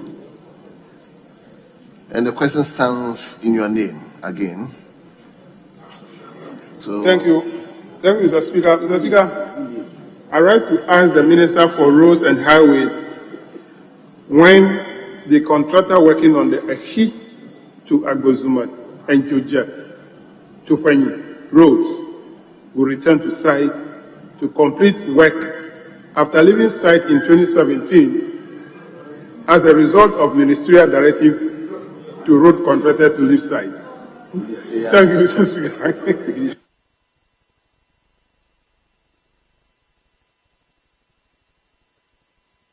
Anyway, Minister. Mr. Speaker, I again want to put on record that my opening statement, my preamble to question 611, on ministerial instruction for contractor to stop work, still stands, Mr. Speaker. It still stands in this question. Mr. Speaker, the Ahi to Abozume to Joje to Penny roads are gravel surface feeder roads located in the K2 North municipality of the Volta region. Currently, Mr. Speaker, the Ehi to Agbozome and Joje to Penny roads were packaged together with other roads under a contract titled Bitumen Surfacing of Ehi to Joje to and Ehi Town roads, all measuring 14.3 kilometers. Agbozume to Ehi is 8.8 kilometers and Todomi to Tor Palime Zemenu 21.8 kilometers. Feeder road also adding to 44.9 kilometers as total. Mr. Speaker, the contract was awarded on 7th December 2016 and 3rd February 2017 for completion within 24 months. After the rationalization exercise in 2017, the project was rescoped to bitumen surfacing of Ehi to Joje and Ehi Town roads, all totaling 14.30 kilometers. The contractor has since failed to remobilize back to site. Warning letters were issued to the contractor, but to no avail. Mr. Speaker, the future program on this note is that the Department of Feeder Road is taking the necessary steps to terminate the contract, after which the repackaging will be done for award. Thank you, Mr. Speaker. Thank you, Mr. Minister. Yes, Honorable Member. Thank you, Mr. Speaker. Mr. Speaker, for information, the contract was not awarded in December 7, 2016, as stated in the answer. Mr. Speaker, I have a copy of the contract document with me. The contract was awarded, the award date was 28th July 2016.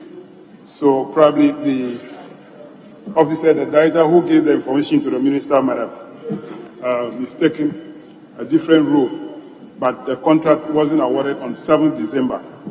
It's 28th July 2016.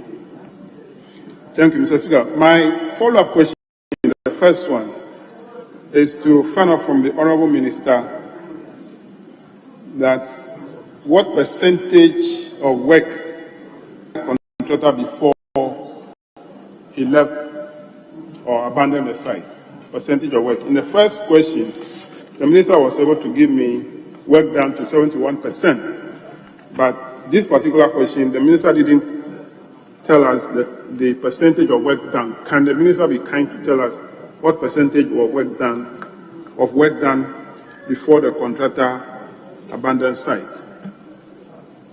Yes, Honorable Minister. I don't know whether I have that information.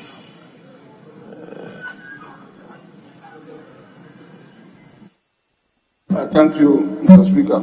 Mr. Speaker, I will even offer him the name of the contractor is JS International Limited. That's the name of the contractor.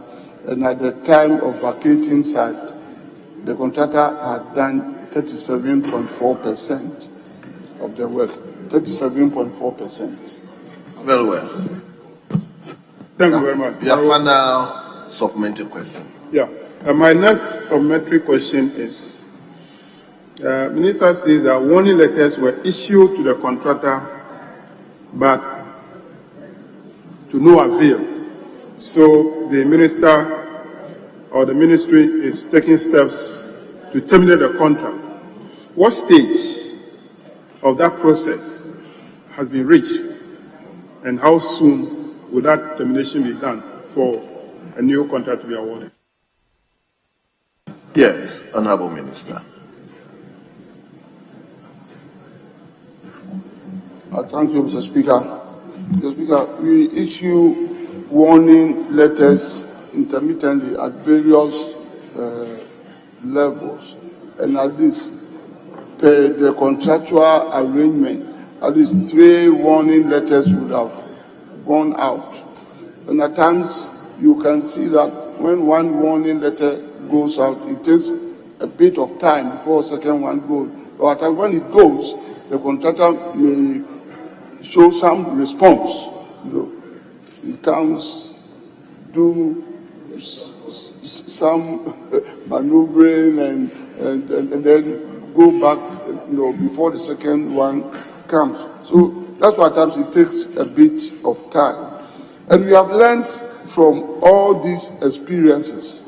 So, Mr. Speaker, this is ongoing. That is why I stated in my answer that steps are being taken now by the end of the year to terminate the work and re-award. But once you terminate it, you know, because of the deterioration involved, we have to repackage and then do fresh estimates.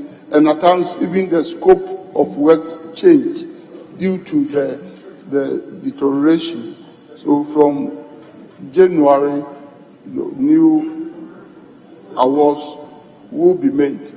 And like I have already said, my ministry is now determined to take bold measures from January to ensure that we end all these problems, which mostly affect we, the members of parliament. People move to our constituencies to work, only to abandon sites and all the troubles we go through. From January, we are taking steps to ensure that no contractor without proven capacity will be given road contract. And I'm saying this because definitely there's going to be hue and cry, but my ministry is determined to do that. And I will need the support of all my colleagues so that we change the narrative and we change the face of road construction in this country. I thank you, Mr. Speaker. Thank you very much. Honorable Leader, you've exhausted your... No, you've exhausted. I gave you the last one. Honorable Minister, Honorable Leader. This is my third supplementary. The first one, I gave information to the minister about the date. This is my third. I'm counting, Mr. Speaker. So you are challenging me.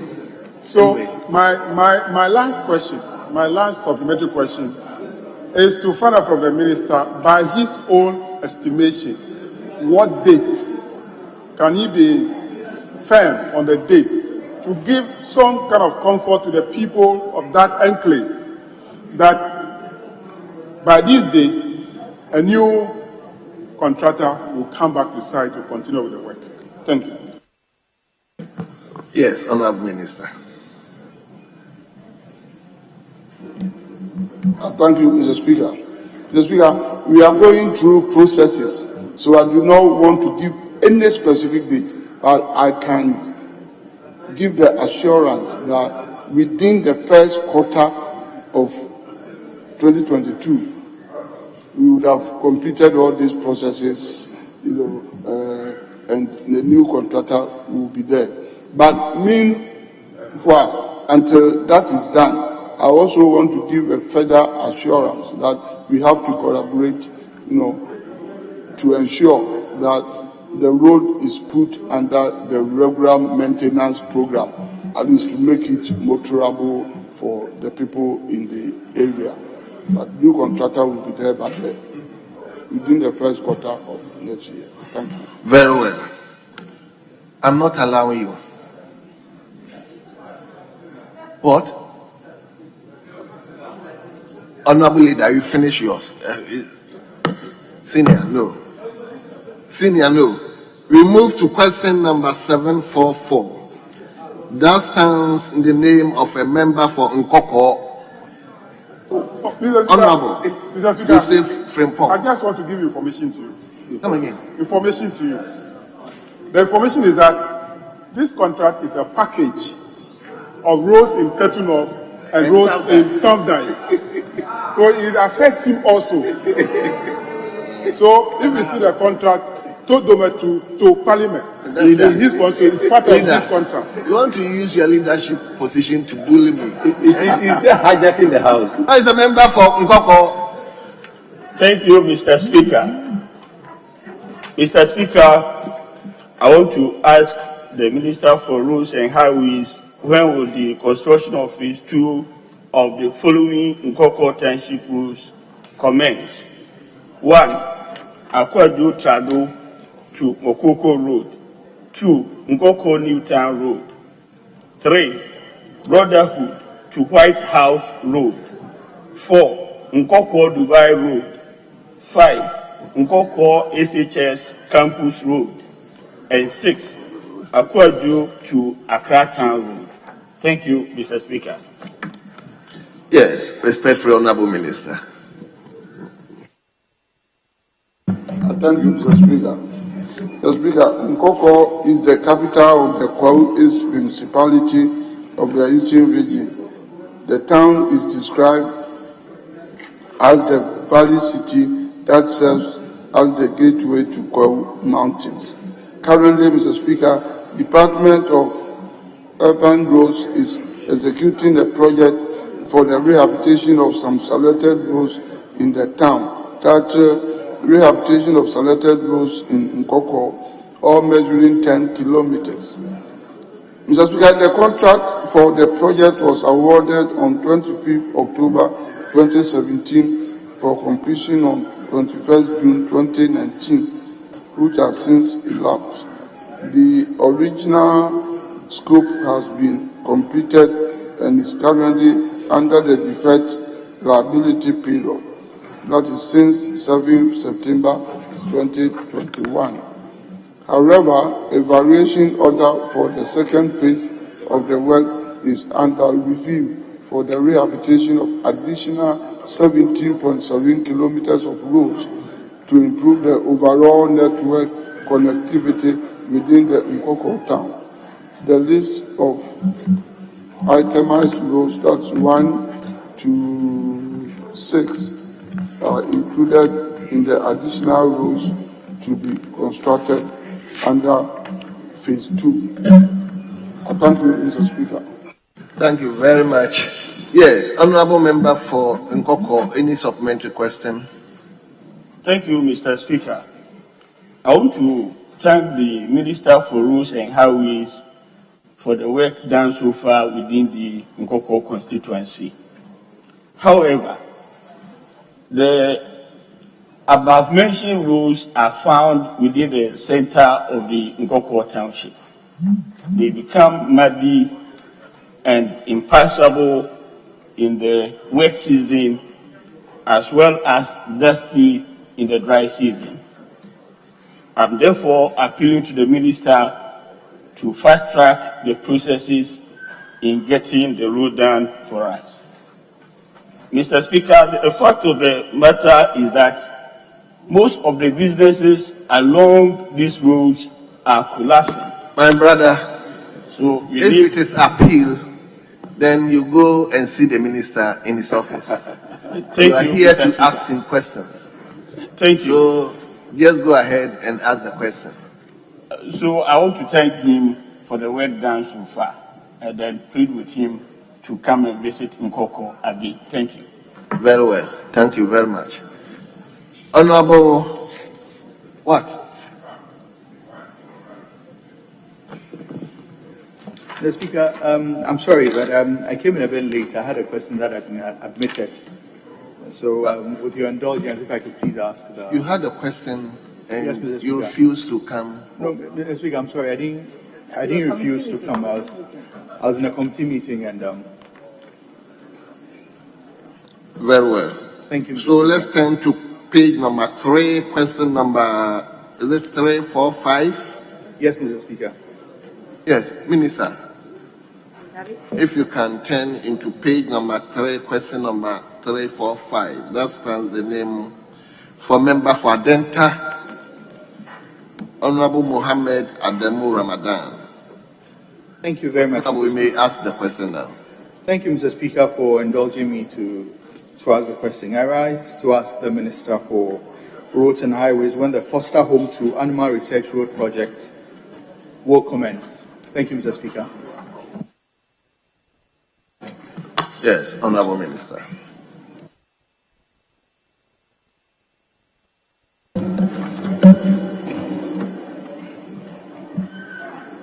Thank you, Mr. Speaker. Mr. Speaker, the Foster Home to Animal Research Road is located in the Adenta municipality of the Greater Accra region. Currently, Mr. Speaker, the Department of Urban Roads has awarded the project titled Rehabilitation of Ashiye New Town Mineral Commission lands and Prison Junction Link Roads, measuring 4.80 kilometers, under which the Foster Home to Animal Research Road will be constructed. Mr. Speaker, the contract is yet to be signed, after which the contractor will be given possession of site to commence works. Thank you, Mr. Yes, Honorable Member. Thank you, Mr. Speaker. Mr. Speaker, I'd like to thank the Honorable Minister for Roads and Transport and Roads and Highways. I'm very sure that once he says that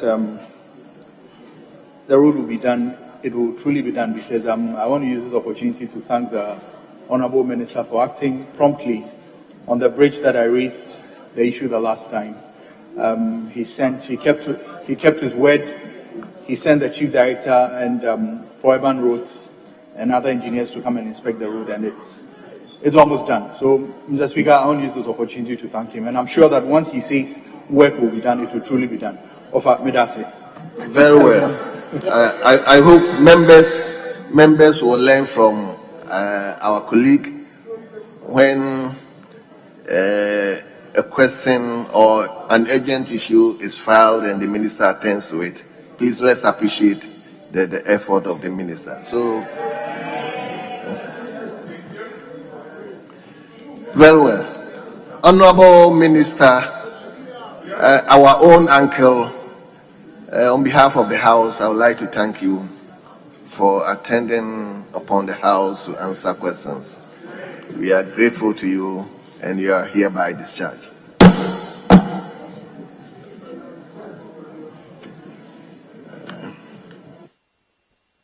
Yes. Shall we move to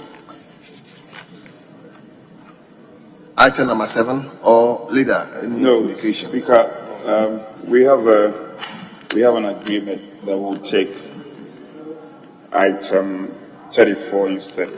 Come again? Item 34 on page 33. Item 34, 35, 36. 37, all on page 33.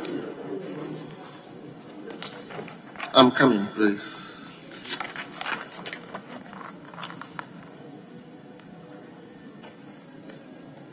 Item 34, 35, and 36 on page 33.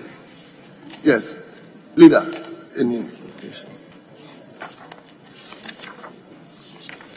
Thank you, Mr. Speaker. Mr. Speaker, I rise to move that this Honorable House adopt the report of the Public Accounts Committee on the reports of the Auditor General on the management and utilization of the District Assemblies Common Fund and other statutory funds for the year ended 31st December 2017. And Mr. Speaker, in so doing, I present the committee's report. I also wish that the Hansard captured the entire report as having been read, whilst I read few areas. Mr. Speaker, at the end of the audit, the Auditor General identified existence of weakness and deficiencies in internal control in the operation of the district assemblies.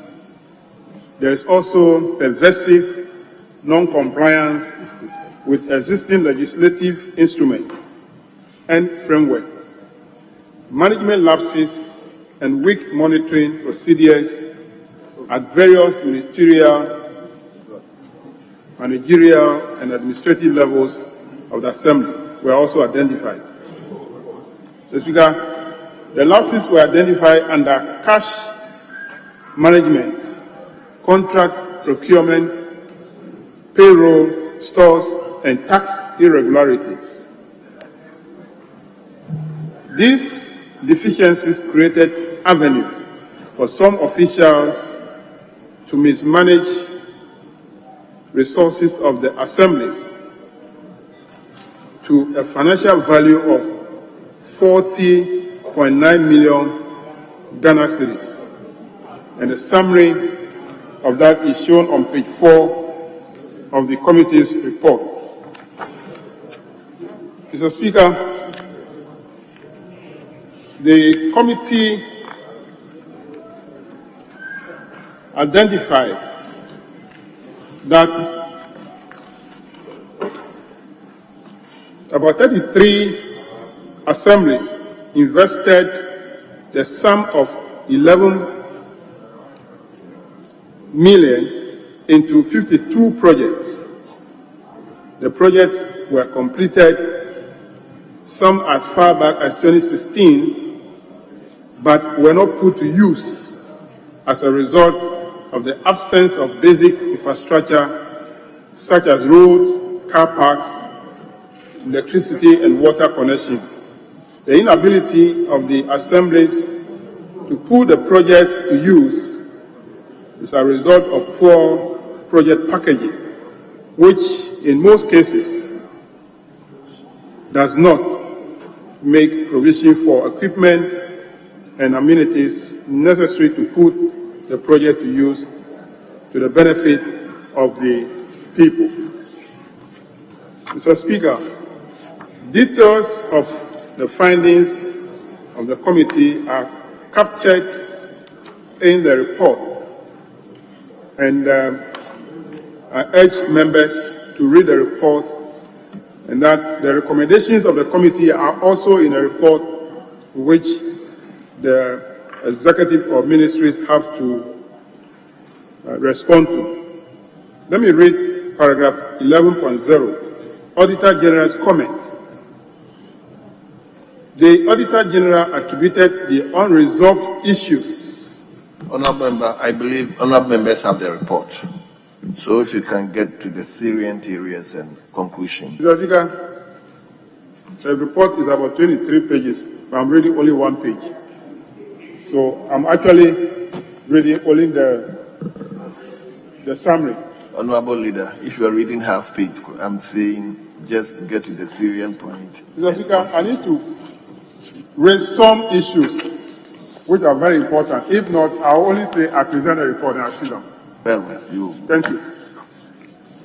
Mr. Speaker, the Auditor General attributed the unresolved issues to deficiencies and weaknesses in the internal control system of the Assembly, non-compliance with existing legislative framework, managerial lapses, and weak monitoring procedures. The Auditor General also lamented the failure of the Minister for Local Government, Rural Development, and Decentralization to set up effective monitoring and follow-up mechanism to track the implementation of audit recommendations by the assemblies.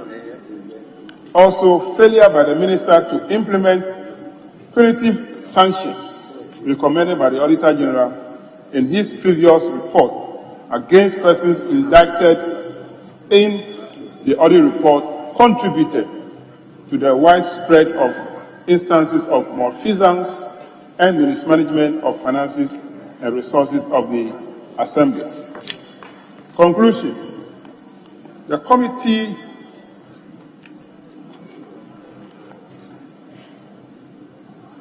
the report of the Auditor General and committee deliberations reveal, as I said, weakness in the internal control system, and non-compliance with the financial laws of the country. The committee urges all assemblies involved to desist from the illegal practices and ensure that public funds are expended in accordance with the laid down public financial management framework, rules, regulations, and ministerial directive to ensure prudence, economic, and efficiency in the use of public funds.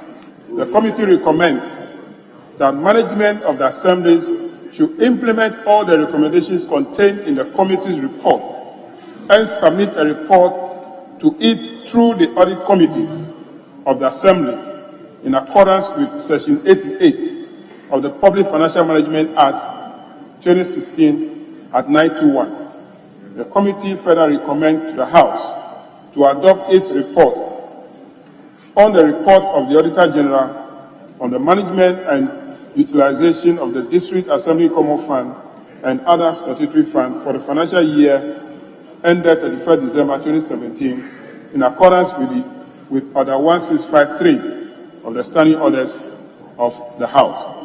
Respectfully submitted, Mr. Speaker. Thank you. Very well.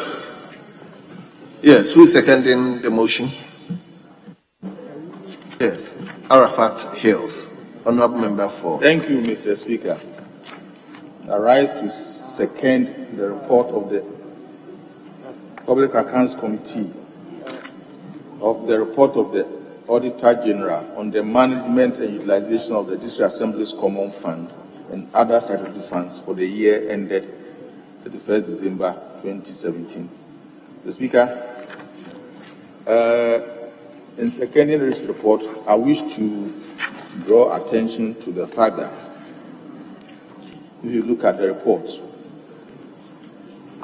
on page 6, you will notice that about 65% of the infractions, that is out of the 40.9 million, 26.9 million of the infractions has been resolved. And this is contained in the report of the Auditor General as at the time that they were even writing their reports. And a lot of the auditees also, before they appear before the Public Accounts Committee, would have taken the trouble to resolve a lot of the infractions so that the notion that the amounts in the Auditor General reports have all been lost to the states is not correct. Mr. Speaker, I second the motion. Thank you. Thank you very much. Honorable members, the motion has been moved, the motion has been seconded. It is for the consideration of the House. May I get one from each side to contribute to the motion? Yes, honorable member for who did I see you up? Okay, let me invite honorable member for Bill. Thank you very much, Right Honorable Speaker, for the opportunity to say a few words to the report so submitted by the Public Accounts Committee. Speaker, in deliberating on this issue, one thing that came up was also failure of the administrative leadership to continue with existing protocols, arrangements, and contracts so entered into, resulting in judgment debts that could easily have been avoided. And we want to recommend that even where leadership of these assemblies change, as much as possible, projects that have been duly entered into have to be continued. And where there's a need to terminate, then we follow due processes in doing so. Speaker, some assemblies also spent more than 10% of the District Assembly Common Fund allocated to them on recurrent expenditure, which is way off the agreed percentage that they should spend. And it is our recommendation that these assemblies that did so will have to, from their allocations for subsequent years of the recurrent expenditure, pay back into the account for other projects so that the various district assemblies will benefit from the intended project.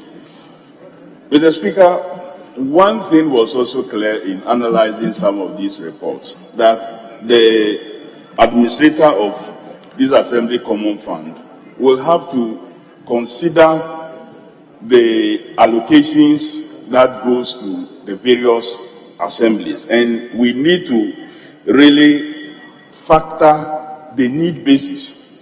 Some assemblies have huge capacity to be able to raise IGF, and they are equally getting more.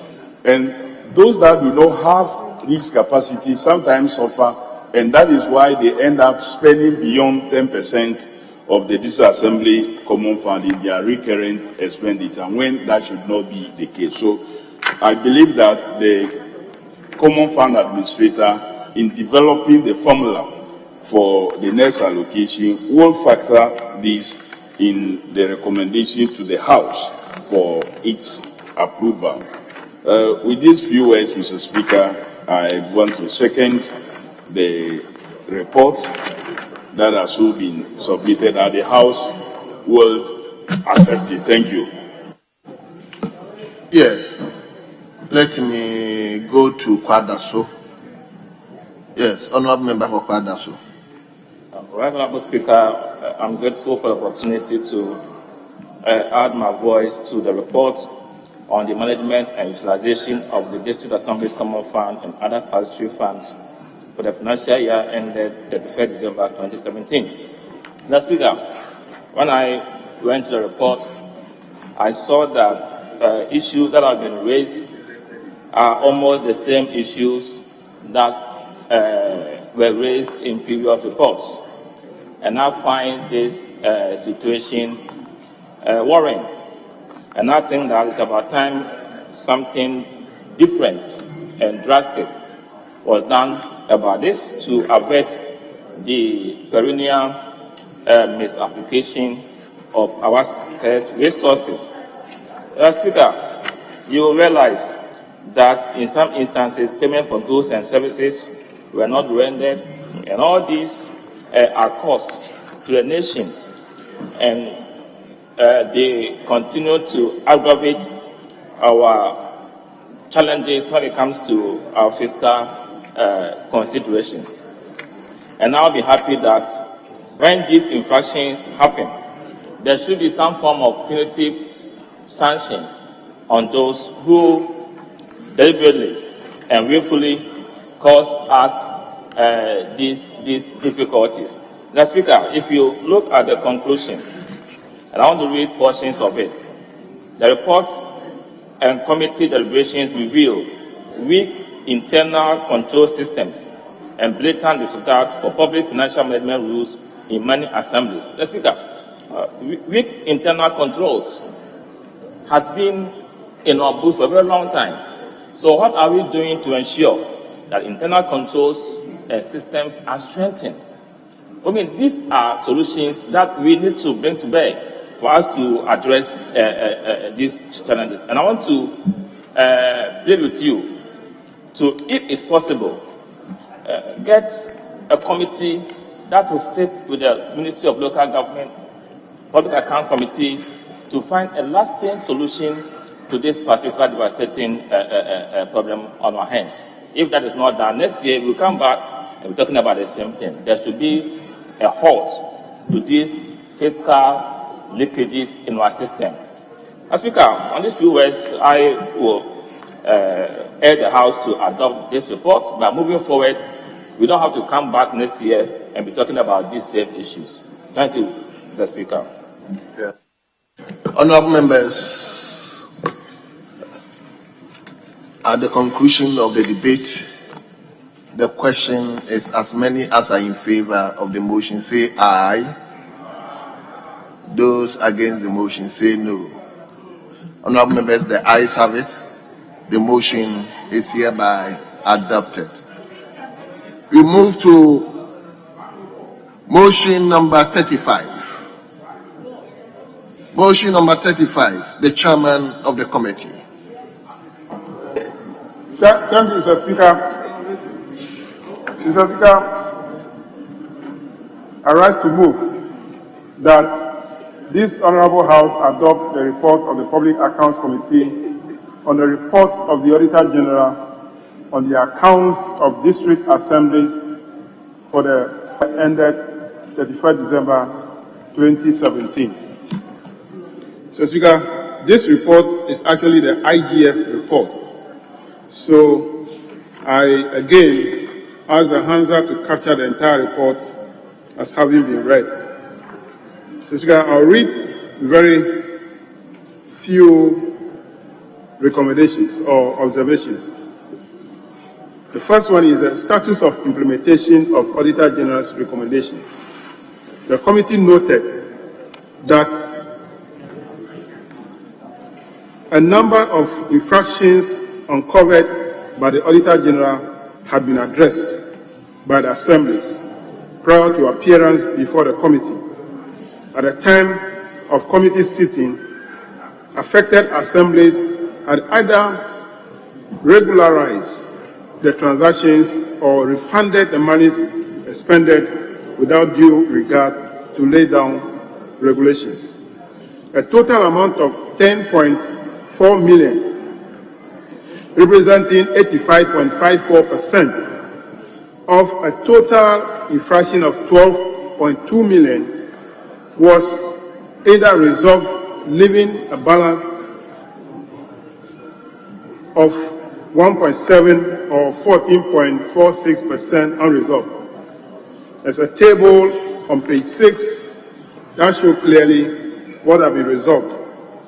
And the mode of the resolution of these irregularities are in the form of cash recovery, representing 23.8%, supporting document to authenticate the expenditure, representing 18.2%, compliance with the financial laws, representing amount is 5.5 million, representing 52.9%, and which is 524,000, representing 5%. So, Speaker, the committee also make a number of recommendations under the unsubstantiated payments, rent arrears, unaccounted revenue, uncollected revenue by the assemblies, then misapplication of funds, and then embezzlement of funds.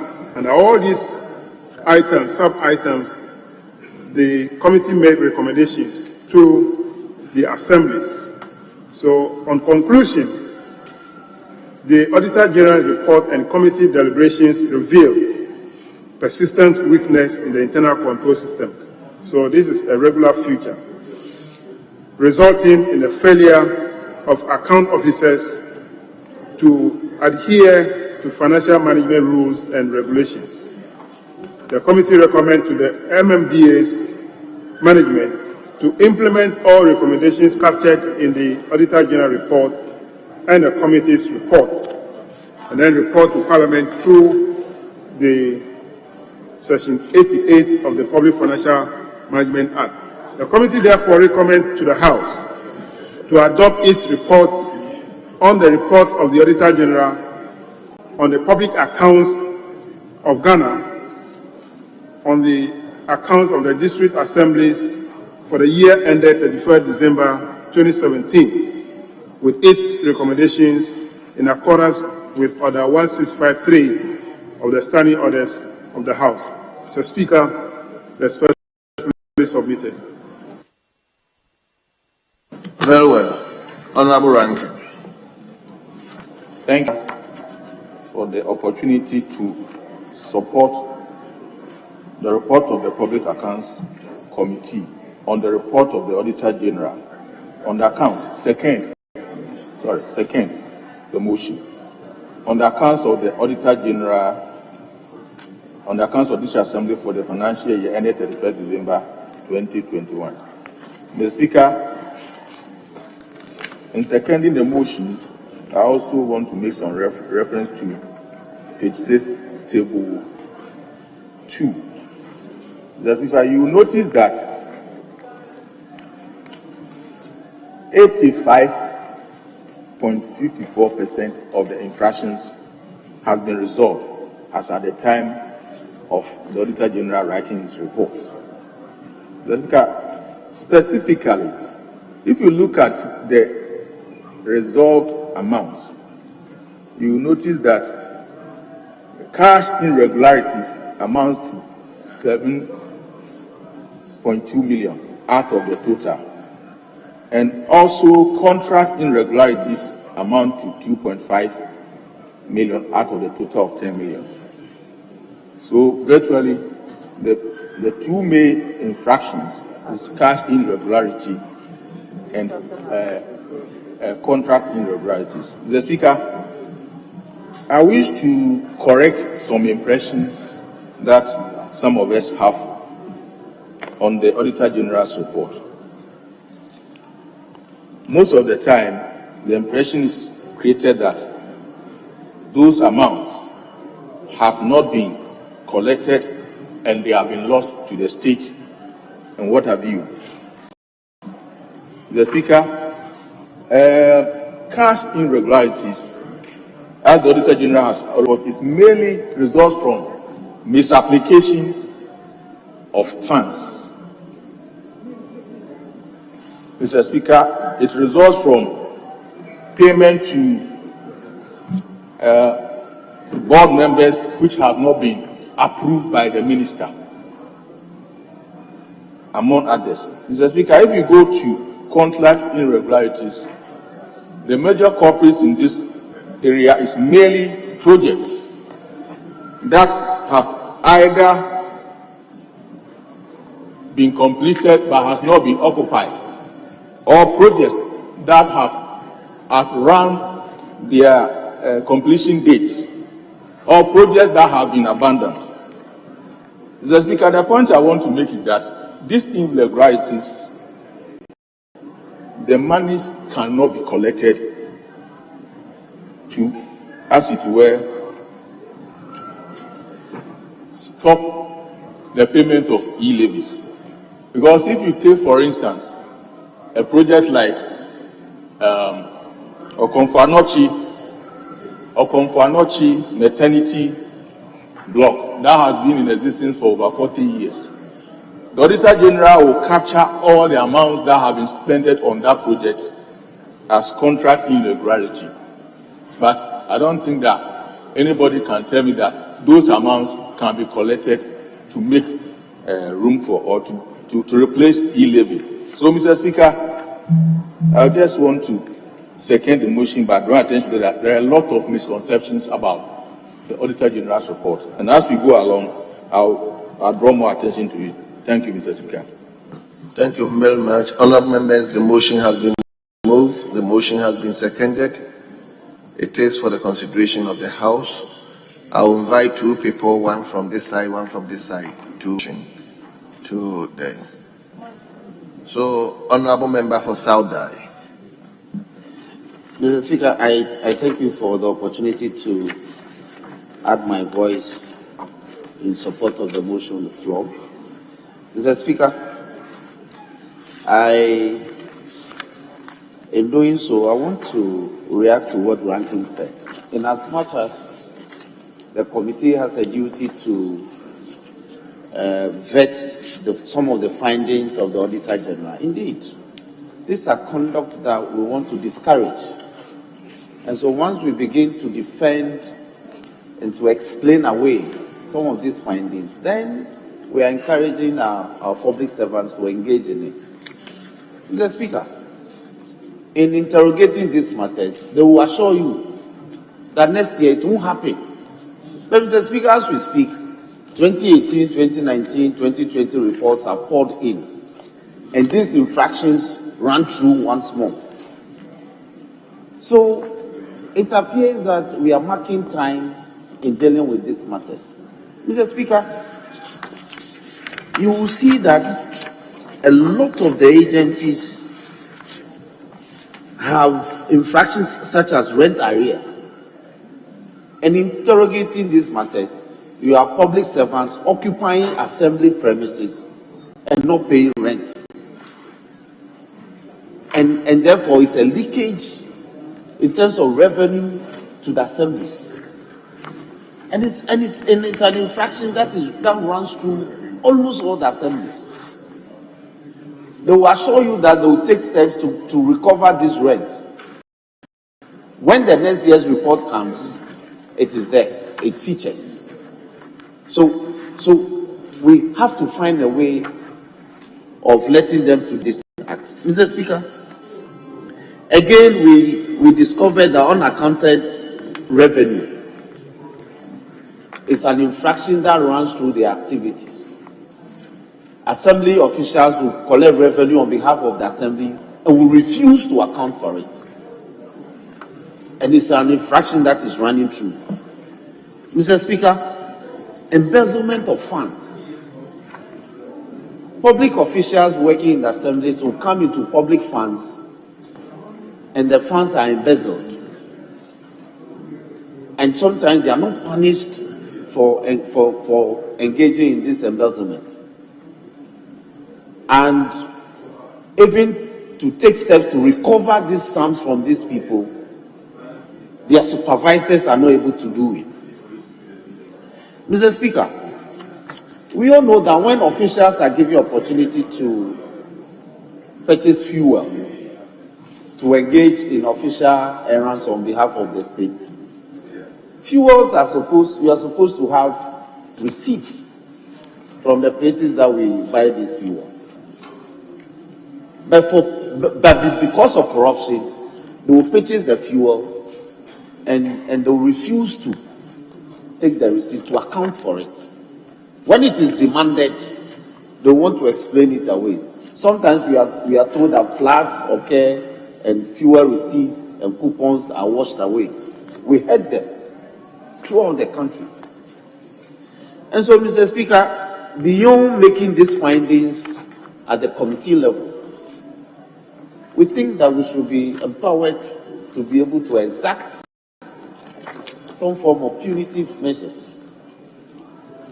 Because it's becoming monotonous that every year out, we go out, we interrogate this report, we make our findings, we come to plenary, we present them, we debate them, and it appears it ends there. So I want to urge the House to find a way of applying certain sanctions when persons are found to have engaged in improprieties by the determination of the committee. Mr. Speaker, with these few words, I thank you for the opportunity. Very well. Honorable, before I come to you, Honorable, is this Sisara East? Yes. Yeah, before I come to you, the committee chairman, the assembly staffs that are staying in government bungalows or assembly bungalows, are their rent not deducted at source? Mr. Speaker, some of them, in fact, have rents as low as 8 cedis per month. And even that one they don't pay. And even 5 cedis per month, they don't deduct it as source from controller. So the arrangement is that they take their salary and come back to pay an assembly, and that is why they are not able to collect. And if you should go to controller to make an arrangement for this deduction to be made, the cost to you at the controller is more than the revenue you derive. Because if you are paying 8 cedis, 5 cedis a month per rent, controller's arrangement for them to be collecting this money on behalf of the assembly make the cost more than the revenue. That is why they are not doing that process. Anyway, so let me come to you, Sisara East, for your contribution. Hold on, Sisara, hold on. Let me, the ranking. Thank you, Mr. Speaker. Mr. Speaker, in addition to what the chairman said, the finance minister, I think somewhere in 2017 or so, issue a directive to all the assemblies to make officers occupying bungalows to pay 10% of their salaries as rent. Unfortunately, the officers who are supposed to pay are the assembly staff who are supposed to implement it. And Mr. Speaker, they are not implementing them. I just wanted to give that information.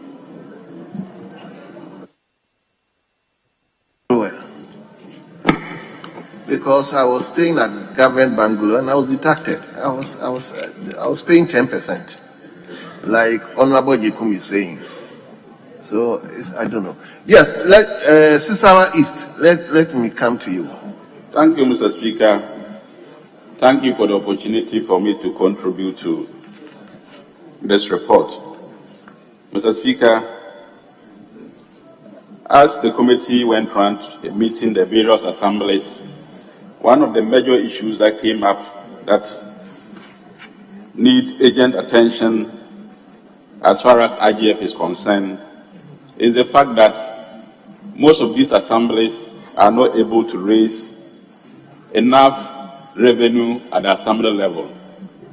And this is the reason why when Honorable Kofi Adams was contributing to the Common Fund report, he stated that some of the assemblies goes beyond the 10% for recurrent expenditure as required by law, because most of these assemblies are not able to raise enough revenue at the local level, even though the potential to raise revenue at the local assembly is enormous. And I am happy that in the 2022 budget, the Ministry of Finance is taking steps to help these assemblies so that they can raise revenue in terms of property rate. And I'm sure when the 2022 budget is approved and this particular policy is implemented, it will go a long way to support the assemblies across the country in raising internal revenue so that they can actually spend on recurrent expenditure from internally generated funds. Mr. Speaker, the other issue that we observe as a committee is the fact that most of these infractions and irregularities happen because of poor documentation. A lot of the cases are such people spend and they don't submit receipts and they don't make returns on whatever expenditure that has been made. And so we are strongly recommending for the assemblies to ensure that proper documentation becomes part and parcel of their system so that we can avoid these irregularities and infractions that we keep witnessing year in, year out. But Mr. Speaker, it's important for me to put on record that the perception out there when it comes to public accounts, as though when you hear 12 million Ghana cedis has been, 12 billion Ghana cedis, it's as though the money has been stolen. We as a parliament and the Public Accounts Committee, we need to create a positive impression because this is a threat to our democracy. Most of these infractions and irregularities are not issues of monies that have been stolen, they are issues of poor documentation and some people owe they have not paid. And these monies are actually there and we are taking these steps. And that is why we have public accounts, so that we can make sure that the assemblies and government agencies account for whatever monies that they are supposed to account for. So if you have outstanding monies of people who are supposed to pay and they haven't paid, maybe you are supposed to pay money yesterday and you didn't pay, it becomes an infraction. That does not mean that that money has been stolen. But we create the impression out there as though when we hear these amounts, it means that some people have stolen the money and the money cannot be accounted for. And that, for me, is becoming a threat to our democracy. And we need to properly explain the issue so that people understand what the issues are, so that they don't have a misconception and lose confidence in our democracy. Thank you, Mr. Speaker, for the opportunity to support the motion. Honourable members, the motion has been moved, the motion has been seconded. We have debated the motion. The question to the floor is as many as are in favor of the motion say aye. Those against the motion say no. Honourable members, the ayes have it. The motion is hereby adopted. We move to motion number 36. Speaker, before then, I'll seek your leave for us to revert back to presentation of papers and take item 8C. Item 8C by the Minister for Local Government, Decentralization and Rural Development. Speaker, 8C on page 5.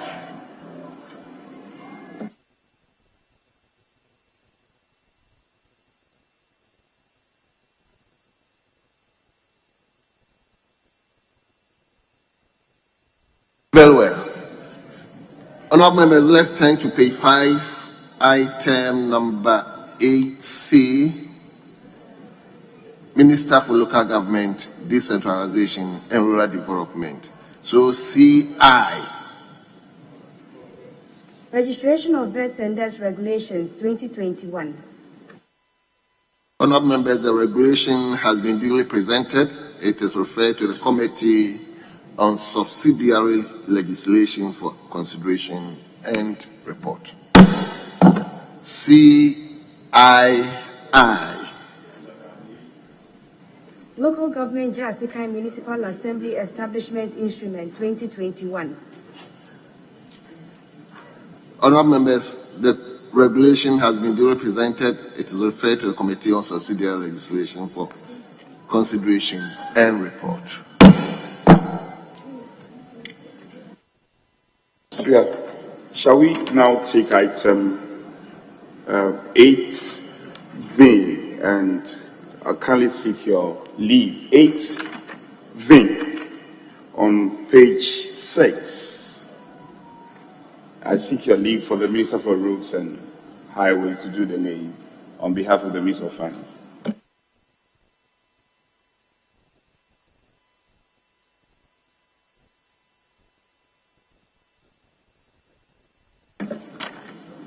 Item 8V, page 6.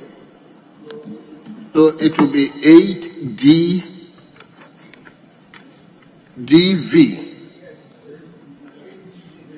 Is that right? Yes, Speaker. Yes. Very well. So, honorable members, let's turn to page 6, item number 8DV.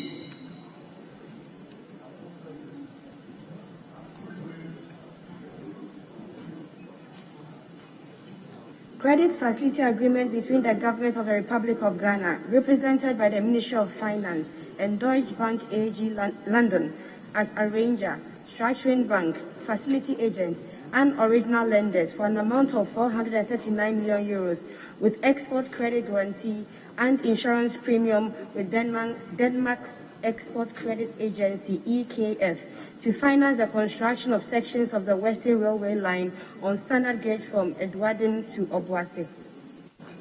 Honorable members, the agreement has been duly presented. It is referred to the Finance Committee for consideration and report. Honorable members, before you come in, the time is 2 o'clock, and I will indulge you to allow me to extend sitting beyond 2.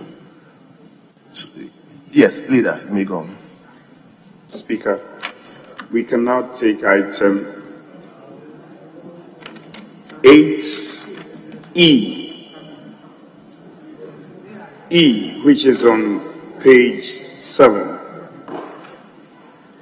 Item 8E. And Speaker, I'll seek your guidance for.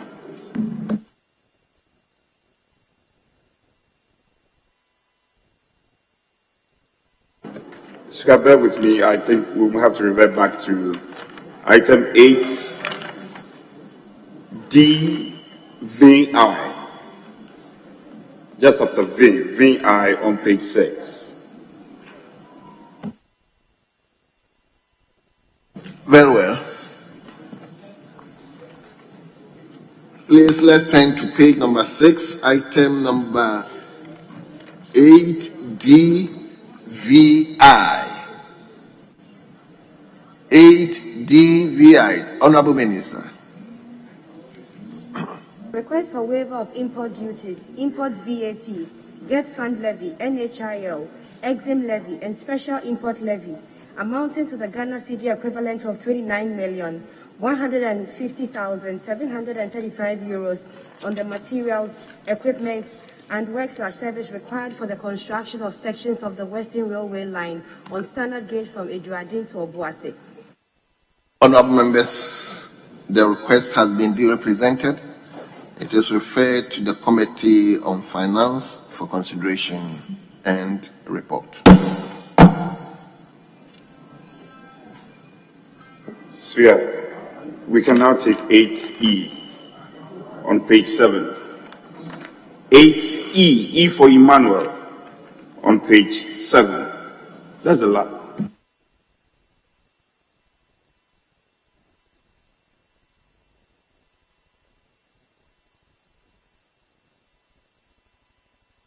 Yes. Honorable members, let's turn to page number 7, item number 8E, the Minister for Railways Development.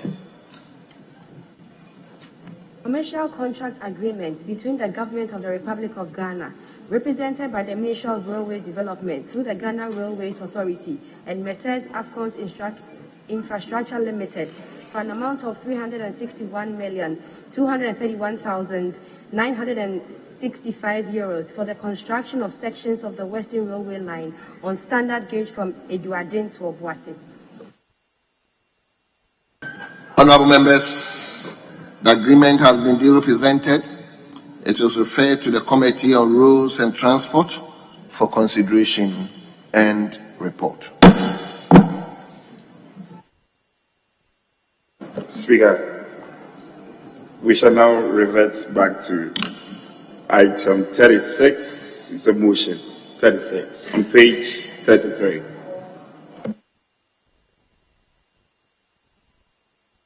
Very well. Honorable members, you turn to page number 33, item number 36. Page number 33, item number 36. Motion. The chairman of the committee. Thank you, Mr. Speaker. Mr. Speaker, I rise to move that this Honorable House adopt the report of the Public Accounts Committee on the Auditor General on pre-university educational institutions for the financial year ended 31st December 2017. Mr. Speaker, I present the report of the committee and ask that the Hansa capture the entire report as having been read. Mr. Speaker, 245 schools out of a total of 250 pre-university educational institutions cited in the Auditor General report appeared before the committee. The heads of schools, accountants, where necessary, and officers who supervise infractions identified in the report appeared before the committee.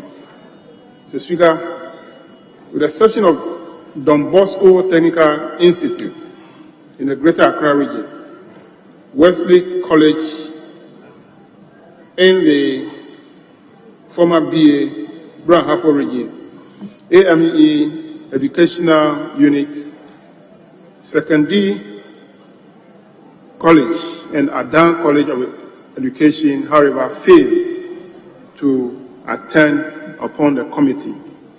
The committee therefore recommends that the audit committees of the institutions mentioned above implement in full the recommendations of the Auditor General in the report and report in relation to those institutions to Parliament through the normal channel.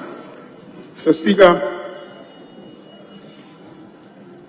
the audit revealed and the committee observed that a total of 24.7 million Ghana cedis were infractions in 2016. This amount increased in 2017 to 28.4 million Ghana cedis.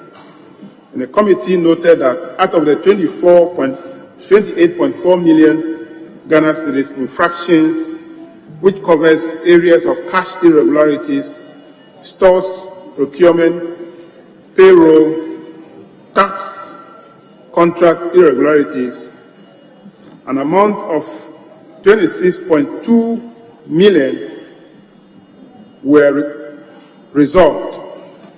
And Mr. Speaker, I want to state here that when members are trying to defend this as that there is no money lost to the state, and for that matter, we should not be referred to. Mr. Speaker, I beg to differ. Mr. Speaker, why should the infraction occur in the first instance? Why should it occur? And if this infraction occurred in 2017 and 2021 before the committee is working on it and you're refunding, how about the money lost to the state? Through what? Interest. So we should not give any signal to them that, oh, once we incur the infraction and resolve it, nothing will happen to them. It's a dangerous ground for us to go. Let us not defend anybody. Let's stand as one house and tell the public servant, the civil servant, that they're doing the wrong thing. Let us not paint the picture as if we are defending them. It's a dangerous move. Let's not do that. Mr. Speaker, the infractions covers areas of procurement from non-registered entities, some of which have been resolved, uncompetitive purchases that are buying from a single source, also unrecovered rents, water bills of staff in bungalows, inclusive in the college's water bill. So bungalows were all feeding on only 1 meter of the school. And we're not paying the money, the school has to pay. And outstanding bills, which for both electricity and water, which the Ministry of Education have taken over to pay. Contract advance payment without refund, unsupported payment have been made without supporting them with documents, then wrongful debits of the school's account, and then unretired interest, missing laptops and stolen laptops, uncredited lodgements, unpaid utility bills, as I stated earlier on, unpaid staff advances. These are all the areas of infractions that the committee worked on. So, Mr. Speaker, at the end, the committee, after thorough deliberation, which also revealed weak internal control systems and blatant disregard for public financial management rules in many of the schools. Additionally, institutional heads and officers responsible for supervising the work of the schools also failed to implement the recommendations of the Auditor General. The committee also noted that the present arrangement, where internal auditors report to the heads of institutions, is a weak governance structure that does not promote accountability and prudence in the use of public resources. The committee reiterates its recommendation for a review of the present arrangement to allow internal audit units to report directly to the governing council of the schools or district directors of education in order to improve supervision of the work of the spending officers. The committee urges all institutions involved to desist from the illegal practices and ensure that public funds are expended in accordance with a laid down public financial management framework. Mr. Speaker, the committee recommends that management of the pre-tertiary educational institutions should implement all the recommendations captured in the committee's report and submit status report to it through the Auditor General within 6 months after the adoption of this report. The committee therefore recommends to the House to adopt its report on the report of the Auditor General on the public accounts of Ghana for pre-university educational institutions for the financial year ended 31st December 2017 in accordance with Order 1653 of the Standing Orders of the House. Respectfully submitted, Mr. Speaker. Well. Yes, Honorable Ajukun. Mr. Speaker, I rise to second the report of the Public Accounts Committee on the report of the Auditor General. I rise to second the motion on the report of the Public Accounts Committee of the Auditor General on the accounts of pre-tertiary educations for the financial year ended December 2017. Mr. Speaker, and seconding the motion, I want to draw attention again to the unfortunate misconception that this report sometimes generates in the public. Mr. Speaker, if you go to paragraph 8, again, the Auditor General himself has indicated that 92.2% of the 28 million infractions have been resolved, leaving 2.2 million. And he further states, except purchases from non-VAT entities, as we can read, amounting to 615,000, which involves cash recovery, and 397,000 tax unrecovered. The remaining irregularities and other contract irregularities amounting to 12.9 million are compliance issues, and the institutions involved have been complying with the recommendations of the Auditor General. The Speaker, my point is that, yes, we should all come together to fight these infractions and bring them to the barest minimum. But unfortunately, impressions are being created that all these infractions are corruption, are monies that have been lost, and that we should take steps to correct them. Mr. Speaker, as members of the Public Accounts Committee, we owe it a duty to the people of Ghana and this House that we correct those impressions when they are not correct. That's why I don't agree with my chairman when he says that we should not talk about those things. But Mr. Speaker, unfortunately, he himself spoke about it yesterday. He himself made those allegations yesterday, and I was scandalized. I knew that he knew that that is not the case. For instance, Mr. Speaker, if you take this particular report, contract irregularities is 12.9 million. And like I said, contract irregularities includes projects that have been completed and have not been occupied. It includes projects that have been delayed. All the projects that the district assemblies are constructing that are delayed. All the projects that Get Fund is constructing all over the country that have been delayed or have not been completed per schedule are all part of contract irregularities. Does that mean that those monies can be collected to make e-levy unnecessary? We have to educate the people. Mr. Speaker, I second the motion. Honourable members, the motion has been moved, the motion has been seconded. I will again invite 2 members, one from each side, to contribute to the motion. So I will start. Honourable member, let me hear you. Thank you very much, Mr. Speaker. I rise to support the motion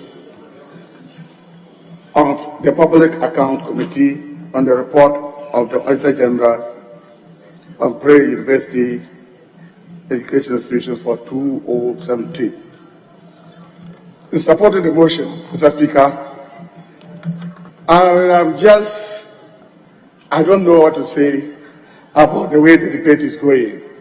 My ranking seems to trying to look like it's more or less a partisan debate. But when we went to the field, Mr. Speaker, you could see that some of the infractions are very interesting. Usually, the Auditor General go in September for mid-year audit. Then the final audit comes after December. The most interesting aspect of it is that they go for mid-year audit and invoices cannot be found. Then in December, after the end of the year, when the report is submitted, then the accountants now come to say that after the report, we've been able to retire or we've been able to find A, B, C, D invoices. You can see that you are all MPs. And I know the way we are all suffering. If a little something comes to your account in the name of the common fund, you know the invoices, the type of things that they will tell you to find before. We all pay school fees. You get to the institutions and they are very, very, very serious about documentation. But this is a case whereby we go to the field and accountants cannot find certain document to retire invoices. And if you are talking about it is not lost. In auditing, if you cannot find a document and you go and bring forged documents at the end of the day to support your expenditure, you cannot claim that that money is not lost. The issue is that at the time of the invoice, how did you spend that money without any invoice? I think those are some of the infractions that were made. Then again, the rent issue. The secondary schools, teachers are paid as low as 20 Ghana cedis per month rent, 2-bedroom quarters. We are all in Accra here, no matter where it is. A teacher, assistant head teacher, a senior house master, paying 20 Ghana cedis per month as rent, and even that rent is still outstanding. These are the issues that we are talking of, and we think that it is high time they even revise the figures. You can imagine 20 Ghana cedis a month, 240 cedis a year. How do you rehabilitate that bungalow for somebody to come in? What we also observed on the field was that transfers. At the end of the infraction, when you are talking about it and finding out what really happened, then the head teacher or the accountant gets up to tell you that at the time it happened, I wasn't the officer. So where is the officer? He's on retirement. He's no more. And you can imagine some of these things that we were. So I think it is high time that we put appropriate policies in place so that we check all these things. You can see that the all center point is the internal controls. Most of the institutions, the controls are not even existing. They do things any way they do. I don't want to talk about withholding taxes where they even deal with non-VAT registered tax companies, enterprises. They just apply in the house. And then cash transactions. You pay the tax, you pay the contract cash. When you pay cash, how you go to the whole tax and pay to government? There were some of the issues that we met on the field, and I think that it is not the best. And if these things are not resolved, it means that what we are getting to, it is not the best for us to go to the field and be doing post-mortem, and we cannot correct the issues. So I think it is high time we look at that. I think with these few words, Mr. Speaker, I thank you very much for the opportunity. Very well. Let him come to a member for Okaikui South. Thank you, Mr. Speaker. I rise to add my voice to the motion on page 33, paragraph 36 of today's order paper. Mr. Speaker, I'd also like to add to what my ranking member talked about. I think when it comes to public accounts and people hear things like unsupported payments of 2 million Ghana cedis, people always think about misappropriation or people stealing funds. Mr. Speaker, at the time we held our public account sitting, out of the 55 schools that were cited under unsupported payments for an amount of 2 million, by the time we were sitting, these payment vouchers had been supplied to a tune of 1.9 million, almost 2 million. So, Mr. Speaker, I think sometimes we need to educate Ghanaians more. In this case, the committee realized that it bordered more on improper records keeping. That is why those documentation wasn't provided ahead of time. However, by the time we sat, about 90% of it had been provided and it had been authenticated by the Auditor General's department. Mr. Speaker, the committee further also recommended that the rest of the institutions that hadn't brought forward their PVs bring it forward. Mr. Speaker, some other infraction cited was a case of missing laptops, Mr. Speaker. The interesting thing here is, Mr. Speaker, the person who even issued these laptops to other persons could not even provide the names of the people the laptops were issued to, Mr. Speaker, and that's why in the case of that high school, they were cited. Mr. Speaker, the committee recommended that the individual be held liable because there's no way you are entrusted with some goods and you cannot even provide any information as to who the laptops were given to.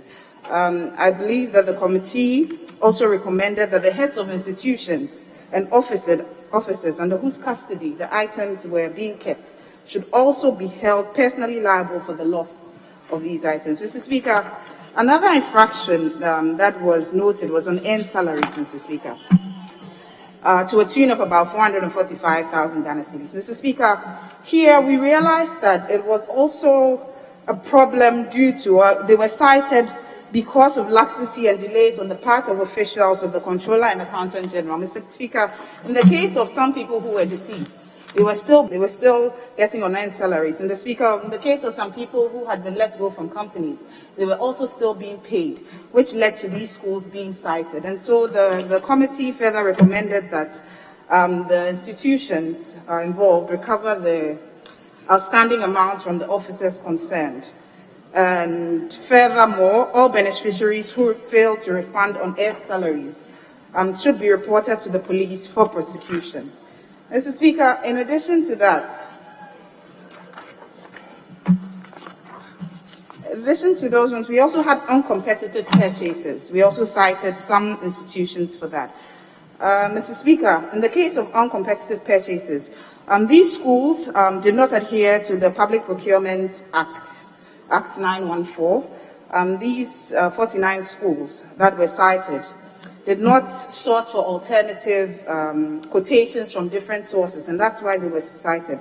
So, Mr. Speaker, the committee noted that the GES failed to sanction the heads, contrary to the recommendation by the Auditor General at the time we were sitting.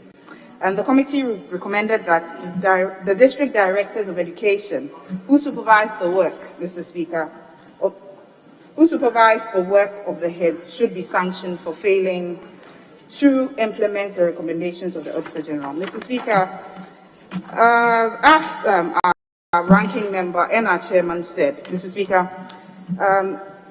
the committee urges all institutions which were cited involved to desist from the illegal practices which we cited them for, and we further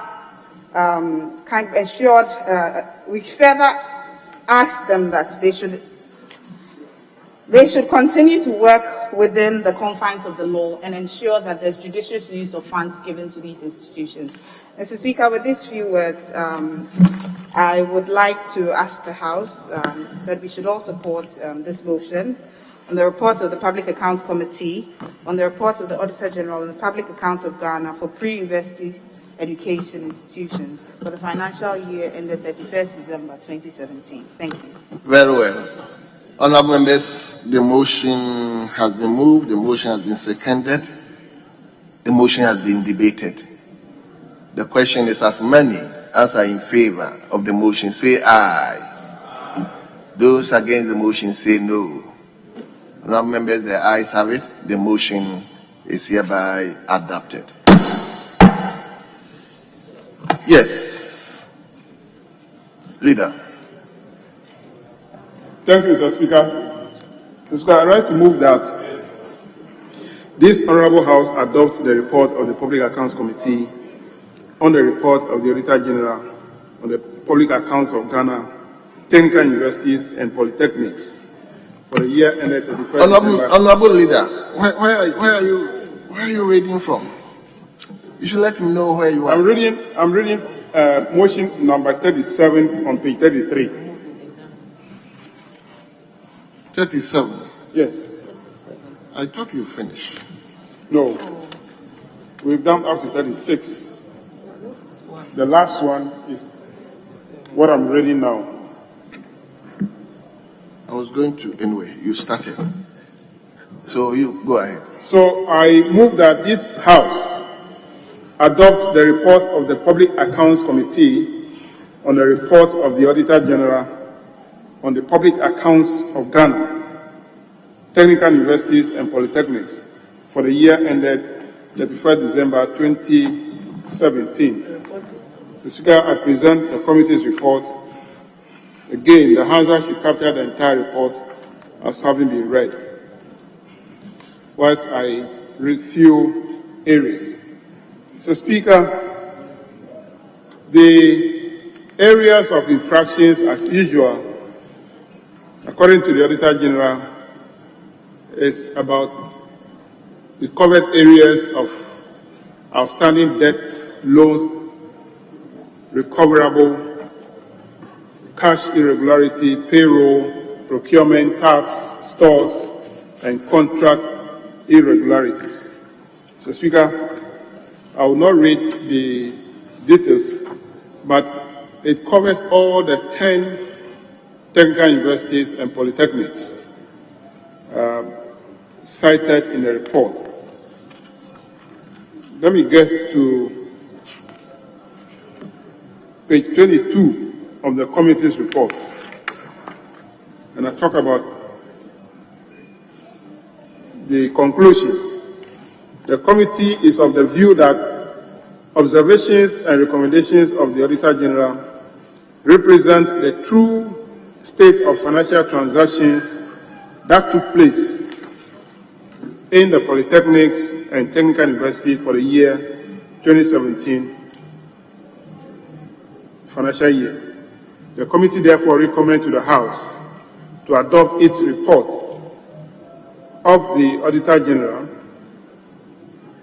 on the Auditor General on the Public Accounts of Ghana for Polytechnic and Technical Universities for the financial year ended 31st December 2017, with its recommendations in accordance with Order 1653 of the Standing Orders of Parliament. Mr. Speaker, respectfully submitted. Very well. Honorable Rankin, please be snappy. Thank you, Mr. Speaker. I rise to second the motion, ably moved by the chairman of the committee. Mr. Speaker, I just want to draw attention to one infraction that has been occurring over the years, and it doesn't seem to be responding to any treatment. The Speaker, is about what we describe here as payroll irregularities. The Speaker, what happens is that most workers and staff who are separated from the institutions continue to be paid, sometimes 3-4 months, sometimes up to 10 months after they are separated. Usually, what should happen is that the officers involved should notify the Accountant General's Department so that they can be deleted from the payroll, or they should notify the banks to stop the payments. Somehow, it never gets done, and in this particular report, about 2.4 million was lost because these monies have been given to staff. So sometimes you find out that they are even dead. So I urge that the institutions involved should comply with the regulations on this matter. The Speaker, I support the motion. Honourable members, the motion has been moved, the motion has been seconded. It is for the consideration of the House. Yes, Honourable Member for Temari Central, but please be snappy. Thank you, Mr. Speaker. It's Tamale, not Temele. Honourable Speaker, I rise to contribute to the motion ably moved by the Chair of the Public Accounts Committee and seconded by the ranking member in a specific reference to the Public Accounts Committee's work on the Auditor General's report for the technical universities. Right Honourable Speaker, as observed by the Chair, there were a lot of irregularities reported by the Auditor General, and throughout our work we confirmed some of the irregularities that managers and administrators of these institutions were engaging. Notable among them were acquisition of bungalows without title deeds. And one would expect that tertiary institutions, which has the capacity, legal capacity to engage in such deeds, mindful of the legal requirements, will not be making those mistakes. We observed that a lot of these challenges were as a result of the transition of the technical universities or technical institutions or polytechnics to universities. And we think that if measures are taken conscious of doing things right, we may not experience some of this in the future. Right Honourable Speaker, we also observed that some procurements were done without adhering to the procurement laws.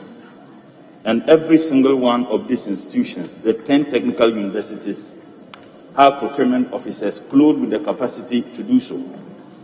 What was intriguing was the fact that certain basic laws of public procurement and acts that should regulate the doing of business by these institutions were not adhered to. Right Honourable Speaker, we also observed that there was huge underpayment of rents. State bungalows occupied by managers and heads of these institutions, and if you had the amount of money they were paying to the state, you marveled. And it was deliberate.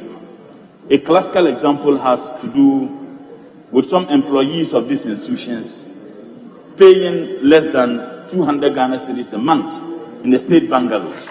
And even with the less than 200 Ghana cedis they were paying, some of them were in arrears for about 2 years.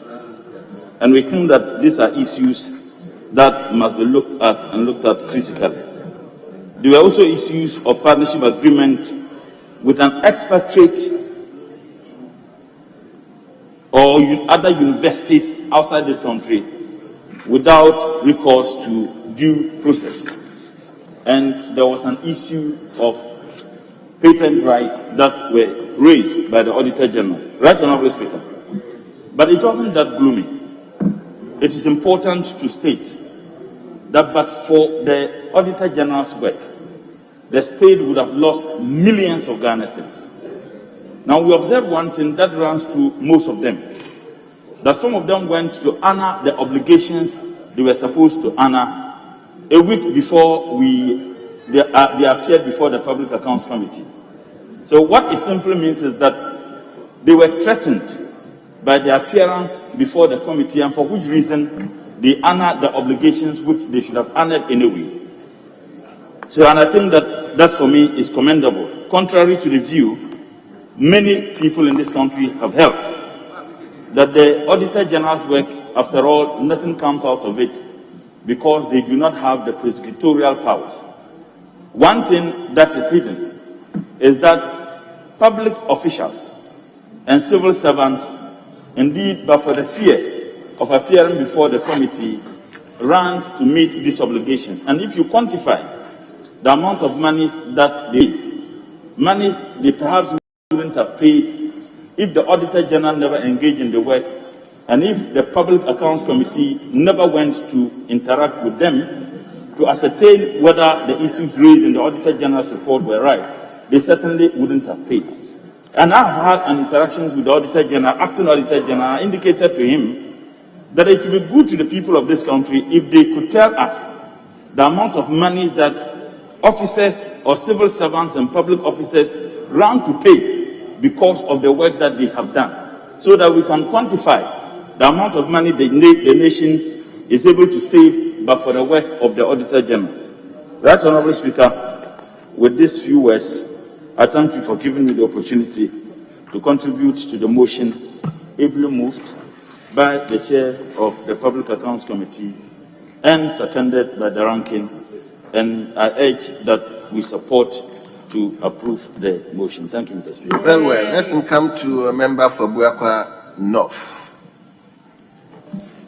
Thank you very much, Mr. Speaker, and for the opportunity to contribute to this motion. Mr. Speaker, it is interesting to find out by this committee that tertiary institutions could develop projects on lands without title deeds. Again, there are too many projects that tertiary institutions, that's our polytechnics and technical universities, initiate from their IGF and didn't have projections to complete these projects. And now this project delayed. Then they increased the infractions so far as the Auditor General's report is concerned. Mr. Speaker, it is also interesting to know that these education institutions try to develop irregular welfare schemes where they give themselves some loans and the recovery becomes a problem. These are their own arrangements, but because they are public funds, they appear as infractions, and they all contribute to the impressions that is created out there that there is serious irregularities as well as corruption everywhere. Mr. Speaker, again, I'll add my voice to the point that Public Account Committee had helped the nation to recover a lot of monies that would have been taken away from the national kitty.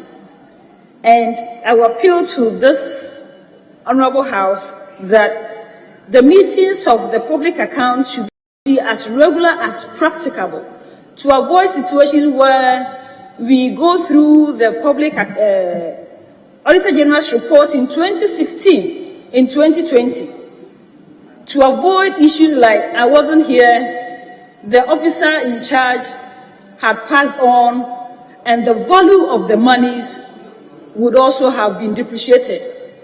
Mr. Speaker, over 90% of some of these infractions due to non-payment of taxes, non-payment of rent and others, after notice were sent, had been paid. If we had had these sittings in 2017, we would have had these monies, and the value of that money then would have been better in 2020. Mr. Speaker, with these few words, I want to add my voice to the adoption of the... Very well, thank you very much. Honourable members, the motion number 37 has been moved, it has been seconded, it has been debated. The question is, as many as are in favor of the motion, say aye. Those against the motion, say no. Honourable members, the ayes have it, and the motion is hereby adopted.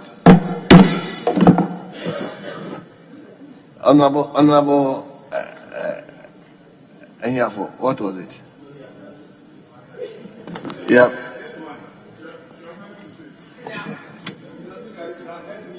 No. Okay, I didn't hear you. So yeah, yes, you never caught my eye. Yes, my majority whip. Yeah, we should now turn away from the main order paper to order paper addendum. Presentation and first reading of bills. Speaker, I seek your leave for the Deputy Minister of Finance to do the laying. And it's item A, B, and C on the order paper addendum. Well. So, honourable members, let's turn to order paper addendum. And we begin with item number A.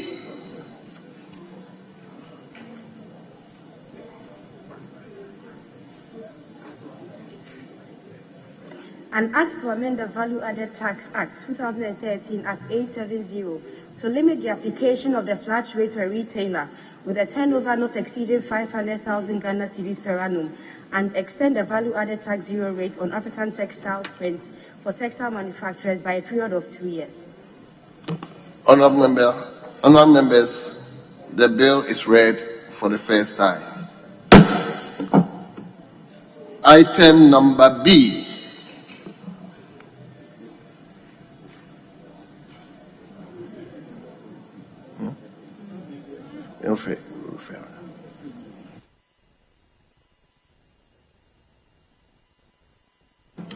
Very well. So the bill which was read for the first time is referred to the Committee on Finance for consideration and report. Item number B. An act to amend the Income Tax Act 2015 Act 896 to review the rates of income tax for individuals, to reduce the withholding tax rate for sale of unprocessed gold by small-scale miners, to increase the threshold for an individual to whom the presumptive tax under the modified taxation scheme applies, to extend the COVID-19 concessions granted in 2021 for further 6 months in 2022, and to provide for related matters. Yes, honourable members, the bill is read for the first time. It will refer to the Committee on Finance for consideration and report. Let's now turn to C. To extend the period for application for a waiver of penalty and interest on accumulated tax arrears up to 31st December 2021 for persons who make arrangements with the Ghana Revenue Authority for payments of the principal tax to 31st March 2022 and to provide for related matters. Honourable members, the bill is read for the first time. It is referred to the Committee on Finance for consideration and report. Yes, Leader, are we closing? Speaker, we have clearly exhausted business for the day, and looking at the time, you are squarely in your hands. Very well. Leader, I have 2 statements, but I will indulge you to allow me to take one, which is commemorative for the day. The other one with Honorable Dafiamapo, I can plead with him so that I can be taking the other time. But there's one on human rights, which falls today. Today is Human Rights Day. So if you indulge me, I will invite the member to yes. Speaker, I will certainly indulge you, except to request of you, if it pleases you, that we limit the contributors for today's statement. Mr. Speaker, I think it would be appropriate you allow the 2 statements to be taken. As a matter of fact, as members of Parliament, we must sacrifice for the state. So I don't think that would take too much time. 1 hour, the next 1 hour sitting here wouldn't take anything. I urge my colleague to the majority Chief Whip to understand that we need to spend some time. So, Mr. Speaker, I think that let's spend some time here. The people of this country are yearning for our service, and we must spend at least the next 1 or 2 hours to take those two statements. So I disagree that you should limit the number of contributions. We are not many. If we have 5 contributions here and 5 here, that will suffice. Honorable available leader, if you are not careful, you never become available leader. Yes, let me invite Honorable Member from Medina to. Thank you very much, Right Honorable Speaker, for the opportunity to make this statement to commemorate today, which marks the International Human Rights Day. Mr. Speaker, I am grateful for this opportunity because today is a very significant day, not only for the people of Ghana, but also for the people of the world. 10th December of every year has been adopted by the United Nations General Assembly as the International Human Rights Day to commemorate the 1948 Universal Declaration of Human Rights, UDHR. Mr. Speaker, the UDHR is a milestone document which proclaims the inalienable rights that everyone is entitled to as a human being, regardless of race, color, gender, religion, sex, language, political or other opinion, national or social origin, poverty, birth, or other status. Mr. Speaker, the 2021 theme is equality, reducing inequality and advancing human rights. This year's Human Rights Day theme relates to equality, and Article 1 of the Universal Declaration of Human Rights states, with your permission, Mr. Speaker, I quote, "All human beings are born free and equal in dignity and in rights. The principles of equality and non-discrimination are at the heart of human rights. According to the UN Agenda 2030, there is a shared framework of leaving no one behind. Also, it is worth noting that equality and non-discrimination are at the heart of sustainable development, and there is the need to find solutions to the age-long forms of discrimination that have affected most vulnerable people living in Ghana, including women, children, the aged, persons living with disability, among others. Mr. Speaker, to promote equality and non-discrimination in our society also implies the need to have a human rights-based approach to development. In Ghana, data published by Oxfam Ghana on inequality shows that inequality is on the rise, undermining poverty reduction, holding back economic growth, and threatening social stability. Furthermore, COVID-19 and its related challenges have led to deepening of these inequalities in our society. Mr. Speaker, as we speak today, the wealthiest 10% Ghanaians now share 32% of Ghana's total consumption, more than is consumed by the bottom 60% of the population combined, whilst the very poorest 10% of population consumes only 2%. Also, Mr. Speaker, 6% gender inequality remains a pervasive issue. Women are more likely to be poorer and to have fewer assets. For instance, they are half as likely as men to own land in Ghana today. They are also significantly less likely than men to be wealthy.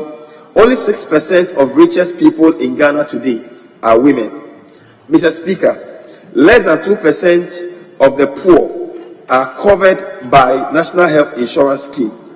A child born in Ghana to one of the wealthiest families is 3 times more likely to make it past their 50th birthday than a child born to a poor family.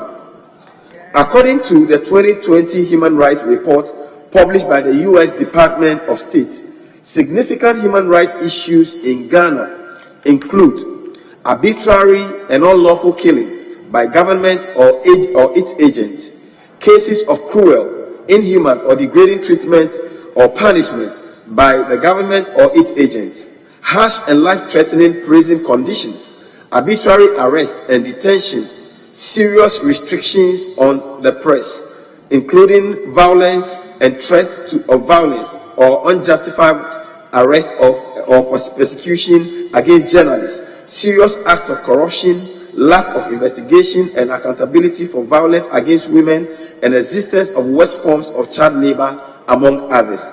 Mr. Speaker, where there are rights holders, there is also duty bearers. The state has ultimate duty to uphold and promote fundamental rights of all Ghanaians as enshrined in Chapter 5 of the 1992 Constitution. Indeed, Article 12 does not only guarantee the fundamental rights of Ghanaians, but also places a duty on the executive and its agencies to ensure that these rights are protected. Mr. Speaker, it is time for Ghana to take the bull by the horn and showcase to the world that it is human rights compliant through the various government projects and programs and pieces of legislation that would uphold the right and dignity of all vulnerable and marginalized persons in Ghana. Thank you very much, Mr. Speaker, for the opportunity to make this statement. Very well. Honourable members, I'm inviting 4 contributors in all, 2 from this side, 2 from this side.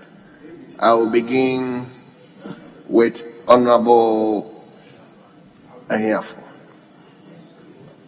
Mr. Speaker, I thank you very much for the opportunity to contribute to the statement ably made by the Honourable Member for Madina,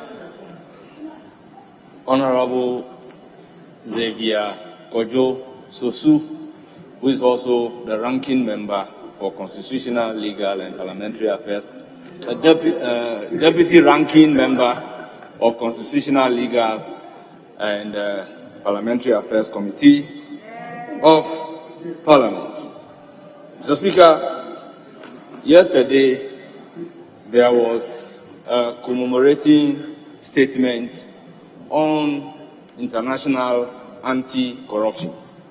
And today we have a statement on International Human Rights Day.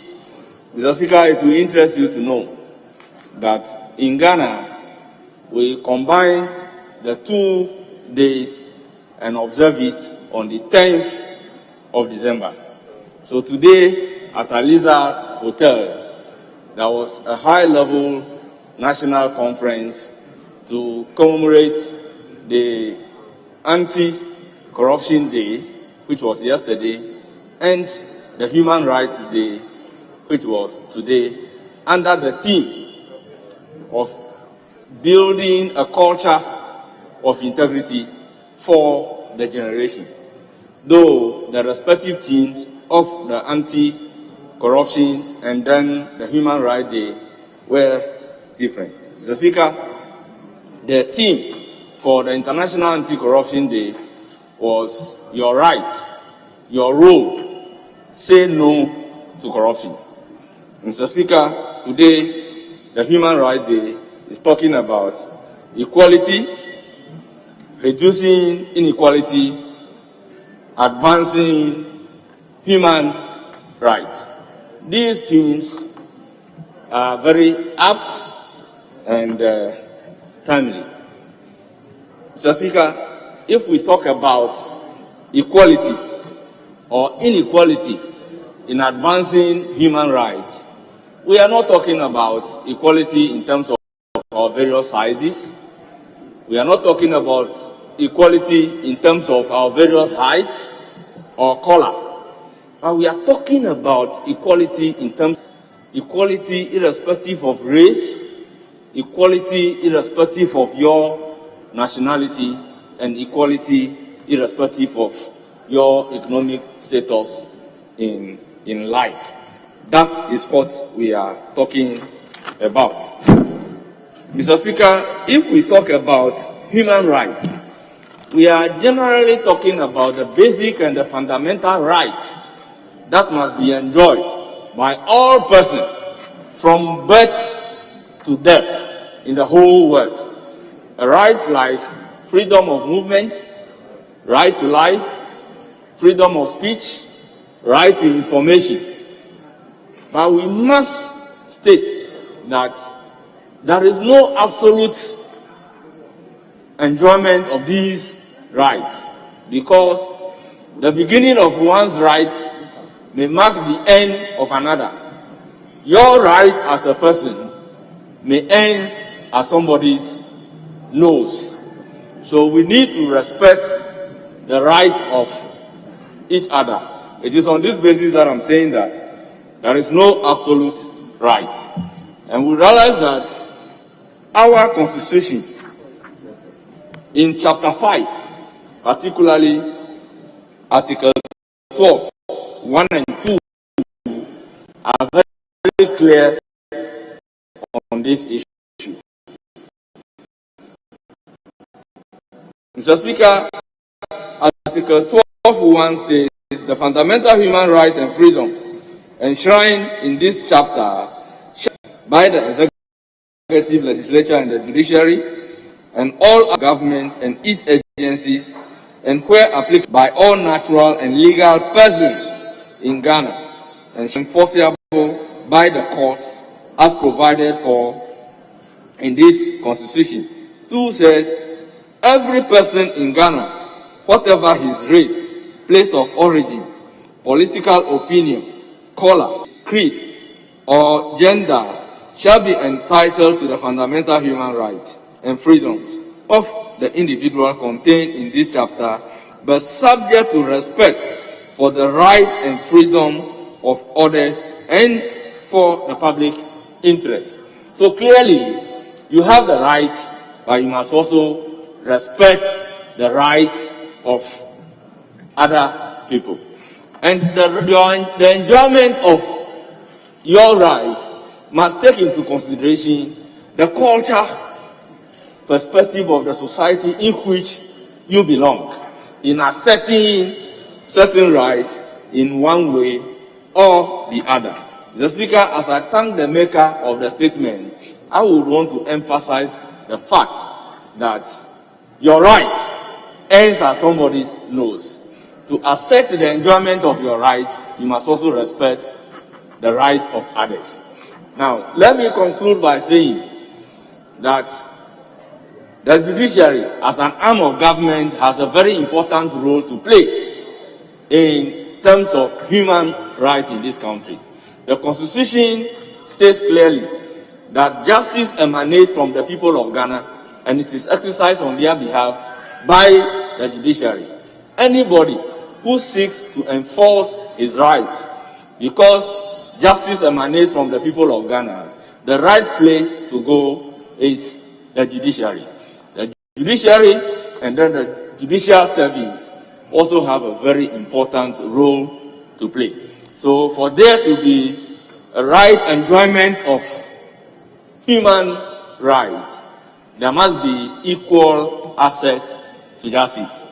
A situation where a poor person will have his case pending in court forever, whilst a resourceful person will have his case tried expeditiously, will not help us promote human rights, because that will not be able to carry everybody along. Mr. Speaker, I thank the maker of the statement and thank you for giving me the opportunity. Thank you very much. Let me... My dear sister, today you have spoken. I want you to speak again. So let me come to Honorable Member for Okaikwe South. Thank you, Mr. Speaker. I'd like to commend the maker of the statement for bringing these important issues to the floor.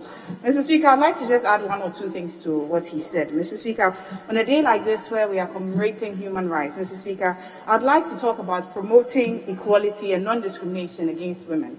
Mr. Speaker, the charge here is simple. All forms of discrimination against women must end.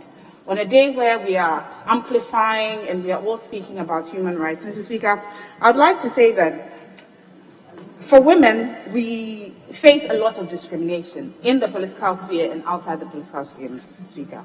And in order for this to change, Mr. Speaker, there are a few things that we all know must happen.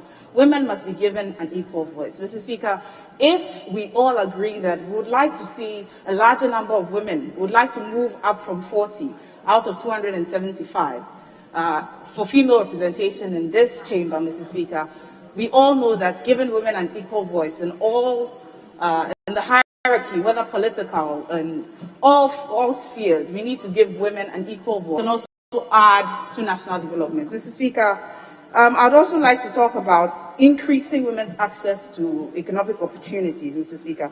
We know that if this is done, we know how women run the homes.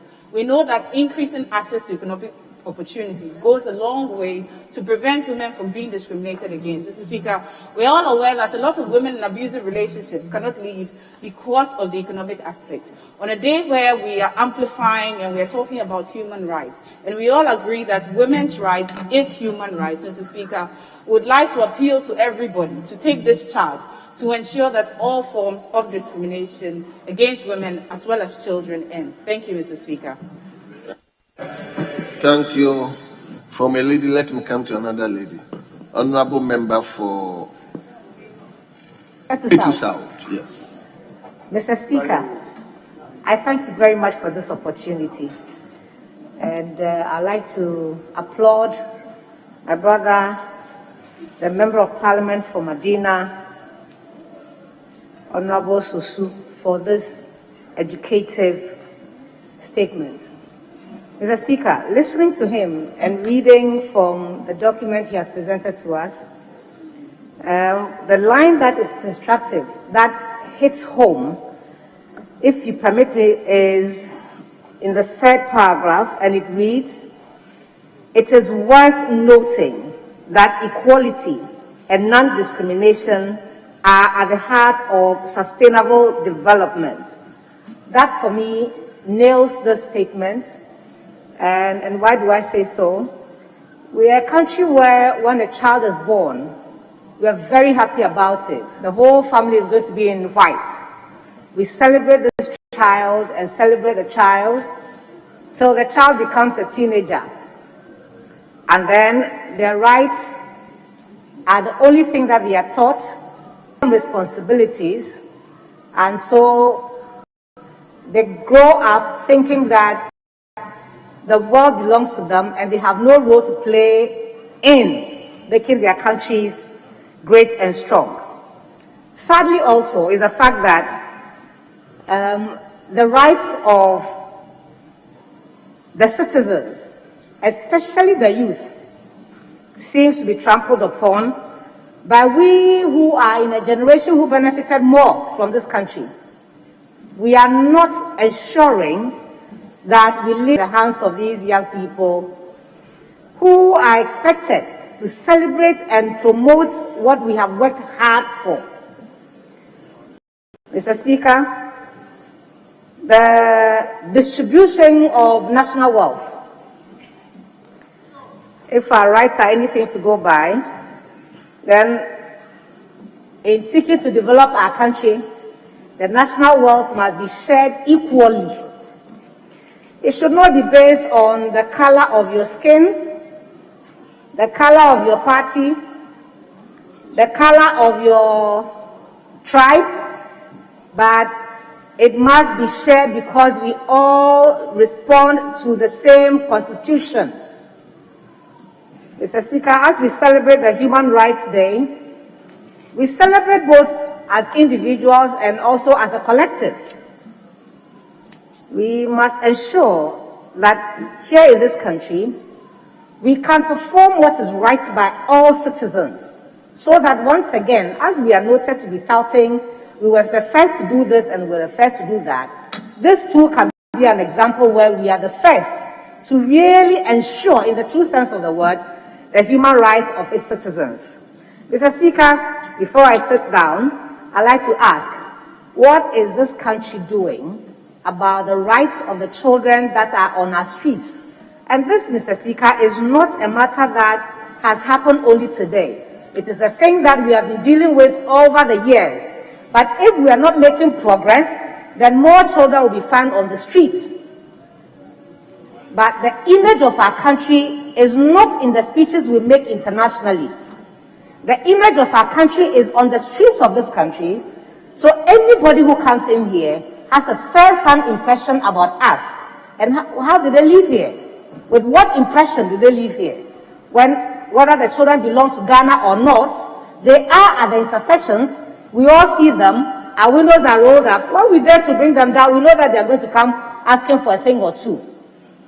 So, Mr. Speaker, as we celebrate the Human Rights Day, I think that it is important for this House to start making serious efforts in ensuring that our children's rights are truly protected and we keep them off the streets. Mr. Speaker, I thank you. Yes, let me come to Member for Damango. Mr. Speaker, thank you very much for the opportunity to contribute to this statement. Mr. Speaker, let me thank the Member of Parliament for Medina for bringing this very important matter to the floor of this House. Mr. Speaker, the matter to do with human rights is a very important matter which has several dimensions. And I think it is in that respect that the statement made by my honorable friend, the member from Medina, ought to be commended for bringing this matter forward. Mr. Speaker, it's important that we in Ghana and Africa in general pay particular attention to the concept of human rights. What is the history? What are the contemporary issues? The vast question, and the vast question which has generated a lot of contention across the world. What constitutes human rights? It's a question that we in this House and in Ghana and Africa should be discussing. Mr. Speaker, if you will permit me, as a little boy growing up in Fufruso, in a farming community, when I was not in school, where I was found was in a farm. Does that constitute the abuse of the right of a child? It's a question we have to answer. Mr. Speaker, if children in the cocoa areas are not in school, it is normal and they enjoy it and they will ask for it. They find themselves in the farm. Is that an abuse of the rights of the children? Mr. Speaker, so on the International Day of Human Rights, on the occasion when my good friend, the MP from Medina, has brought this matter up, these are some of the nuances we need to be interrogating. What is the concept of human rights? Is the concept of human rights the human rights understood by the West? Or is the concept of human rights understood by Africans?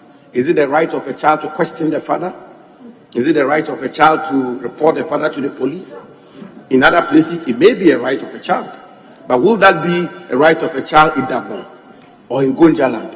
We need to examine all of these. Mr. Speaker, the history of human rights is one that has been overflowed from the 13th century when the barons and the bishops insisted on the king getting into an agreement with the subjects in the promulgation of Magna Carta, all through to our experience of human rights, pre-colonial era, post-colonial era, the struggles of our forebears for a democratic dispensation, the establishment of the People's Movement for Freedom and Justice in 1977, all through to date. And indeed, Mr. Speaker, a lot of people forget even that the right to demonstrate in the context of the Fourth Republican dispensation had to be fought for. The right to free speech, the right to equal representation to state-owned medias had to be litigated in the Supreme Court, and all of these. And so, Mr. Speaker, I think it's very important that we're having this discussion. I think that these are the matters which should preoccupy the attention of this House, so that together we can shape a human rights regime for our country which works. We are very, very, very familiar with the contemporary issues which we're having to be confronted with in our country, to do with rights of all sorts, and whether those rights are to be tolerated in our context, and as well as some of the rights that we want to promote. Mr. Speaker, for instance, here in Ghana, it's very perfect and very permissible for, in the customary setting, for polygamy to thrive and accepted. The Speaker, but it's outlawed in England. It's outlawed in the Western world. Is that a right that we can, for instance, urge on other people? So, Mr. Speaker, with these words, let me conclude by saying that the maker of the statement is brought a matter which is attempted to exhaust, but by no means is exhaustible. I think that there's a lot more dimensions to this matter which ought to be interrogated. And if we do so, we can build a society here in Ghana where the rights of citizens are respected, political rights are respected, economic rights are respected, social rights are respected, the right to a decent living is actually respected and promoted and worked on, and also that all democratic culture will be anchored on the principles of the respect of the fundamental human rights of the Ghanaian people as enshrined in Chapter 5 of the National Constitution. With these words, I thank the maker of the statement. Thank you, Mr. Speaker. Thank you very much. Yes, Dr. Tiwia, I'm giving you 2 minutes. Be snappy, please. Thank you, Mr. Speaker. The statement has been ably made to provide a framework within which we will understand the issue of human rights as a universal principle protecting everybody and making it possible for everybody to be valued in the world in which we live. As a result of that, I just want to reference a few issues related to the framework, and that is, we are well aware of our own surroundings and the challenges that we face. Interestingly, as we relate the issues of human rights to our own country, extracting it from the global situation, and the United Nations said this, and organs of the United Nations said this, when we come to our own country, we have challenges. And the biggest of them is the urban-rural divide in terms of how human rights are exercised. Mr. Speaker, it is so painful to see on television yesterday when it was depicted down south in which people still don't have water and they are scooping water from the ground. It is so sad within our own country, as close to us, the capital city, the capital of where the parliament is situated, the executive branch, all of those headquartered here, children don't have chairs to sit on. So when we go out and say, access to education, we have covered everywhere, and yet children are walking long distances to school. Their right to education. Children don't have even chairs to sit on, and they are going to write the same BEC exam, WASI exam. What is their rights as individuals in those places? So the rural-urban divide itself is a big problem. But let's come to law enforcement. Mr. Speaker, when you go to rural areas and you see how far the police are still removed from certain communities, it amazes some of us from rural constituencies. Because you would think that people will be able to access the police for protection, for enforcement, and to ensure that a person's right is really respected as a result of the presence of the state protecting them. Unfortunately, there are so many places that it doesn't occur like that. And the worst of it is even our law courts. It is so expensive to file a case in our courts that the ordinary person who doesn't have the means that his rights to justice are denied because it's just expensive. I understand that they look at the cost that you are claiming from somebody, and on that the cost for how much it will cost you to actually file your case. If it's such a good case, but all my funds have been expended because it has been stolen from me, well, you are out of luck because it's just expensive. And there are certain ways in which we might say, oh, we'll use alternative dispute resolution to settle the issue. Well, it must start first from the court before the court will direct. Point is a catch-22. Mr. Speaker, we want to have a country free and to have justice. Unfortunately, there are institutional constraints that disallow people who are poised to really exercise their freedom. And the justice the country is trying to give us freely be fully exercised. So, Mr. Speaker, water, sanitation, education, health, and safety are all critical as we have different sections of this House dealing with them. But they are also human rights issues. And therefore, the rights of everybody, the rights of communities, the rights of children, the rights of others, as enshrined in the framework of human rights, must be respected, and our country must work hard to ensure it is fully developed. And with this, I thank you, Mr. Speaker, for the opportunity. Yeah. Very well. I hope leadership, you wouldn't mind if I close the chapter. Or you want to say something? See, the available leader, I don't want to give him the opportunity. Because you give him the opportunity, you ask him to be brief, he wouldn't mind you. Anyway, this time I'm watching you. In fact, please, available leader, Mr. Speaker, because you are my very good friend, I will reserve my comments. Just to thank you for, even though with those comments, you still given me the opportunity to contribute to such a wonderful maid by my brother and a friend, the MP for Medina. Right Honorable Speaker, the issues of human rights have been religious issues, they have been cultural issues, they have been societal issues. The extent to which no society can live in peace and harmony if that society doesn't apply God-given protections for minorities. The extent to which we must begin to appreciate the fact that we are human beings first and foremost, and that anything that comes, we should be guided by the fact that God created us as humans. The blood that runs through my very good friend, Honorable Afenyo Markins, is the same blood that runs through me.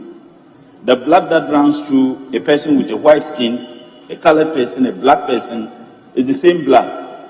And Mr. Speaker, if you take the scriptures, in this case, take the Bible or the Quran, there have been several verses that God himself emphasizes the need for us to respect each other as creatures of He, Allah. If you like, you can substitute it with God, is the same thing.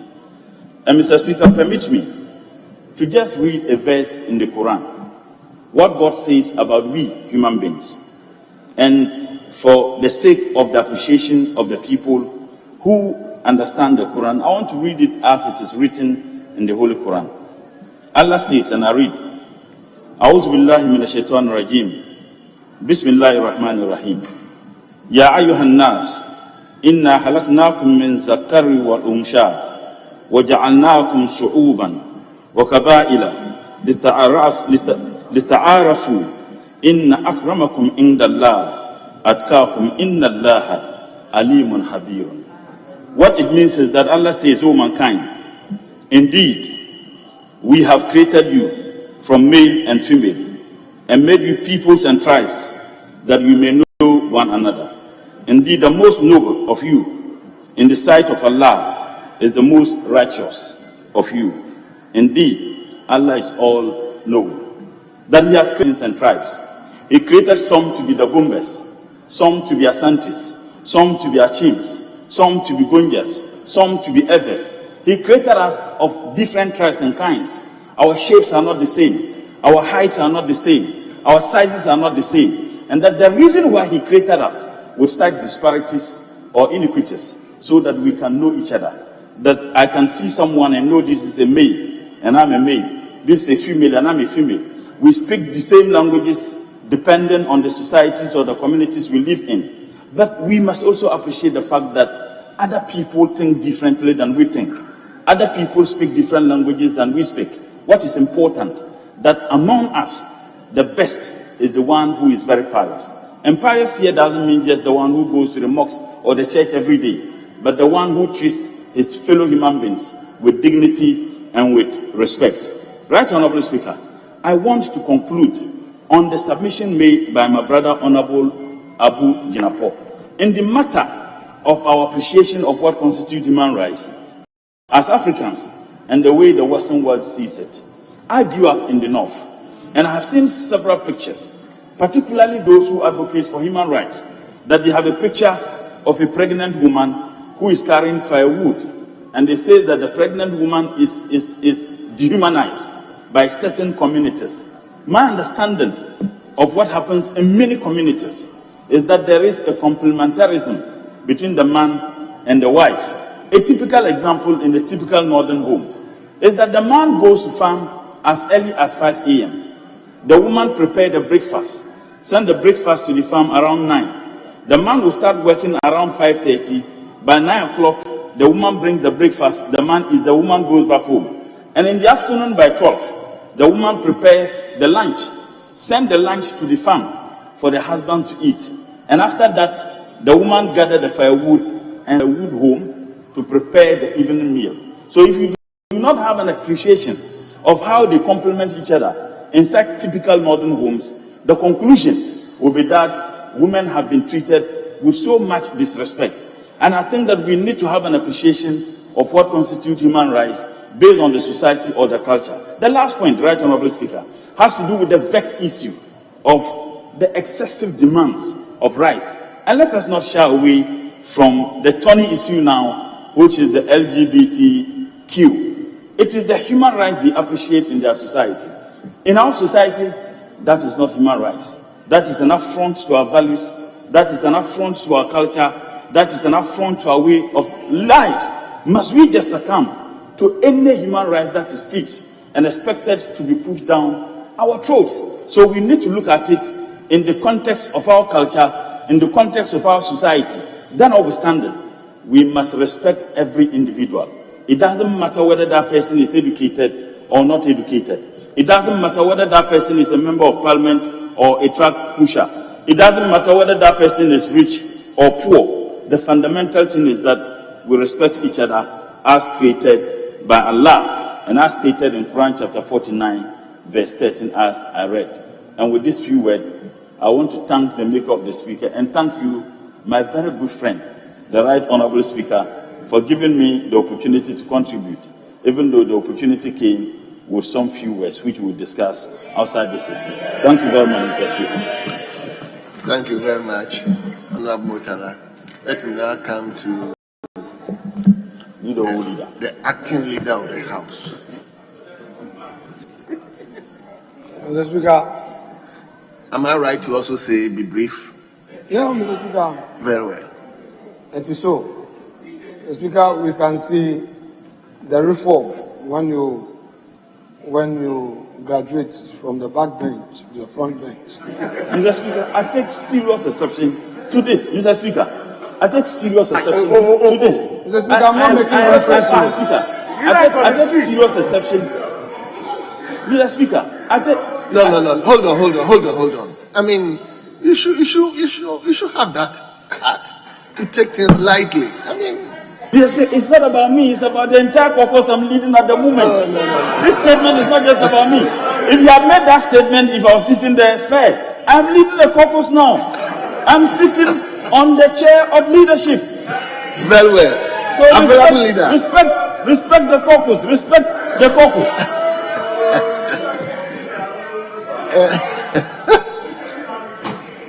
Are you nurturing that leadership?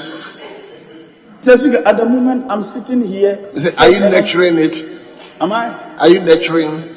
I can't lecture you, Mr. Who am I? No, I mean, are you nurturing leadership position? Mr. Speaker, at the moment I am not. As a matter of fact, very well, sit down. It's on principle, and I'm sitting here for and on behalf of leadership, leading my caucus. Yeah. Honorable Deputy Leader. Mr. Speaker, I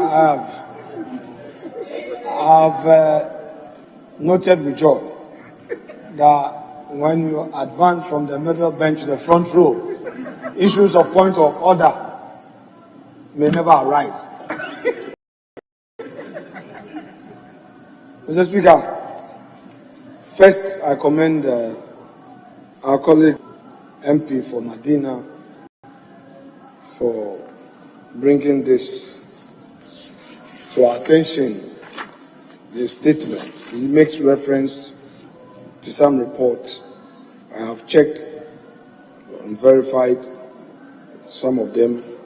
Some other statistics, I believe there's more room for improvement. He may later look at the statements and perhaps give much more information so that we can make reference to it. But all in all, Mr. Speaker, there's a fellow who has made human rights his own practice, and we've enjoyed him in a court, and he's brought it right here in this chamber. I shall shed light on what Honorable Ahiafo said, and he emphasized on the need for us to respect the rights of others and know that when we have rights, there are duties associated with it. In fact, the maker of the statement himself makes reference to it.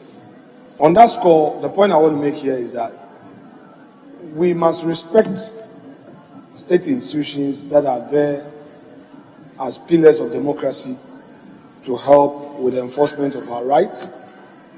It is in giving confidence to them, it is in respecting the role they play, that we can perhaps expose their mischief or to allow people to have confidence in the systems they have in place. Mr. Speaker, if we all go on an attacking spree,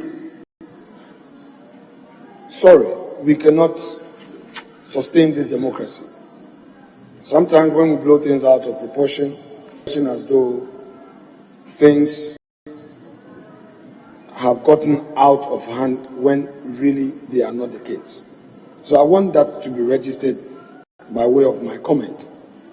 Second point, Mr. Speaker, access to justice.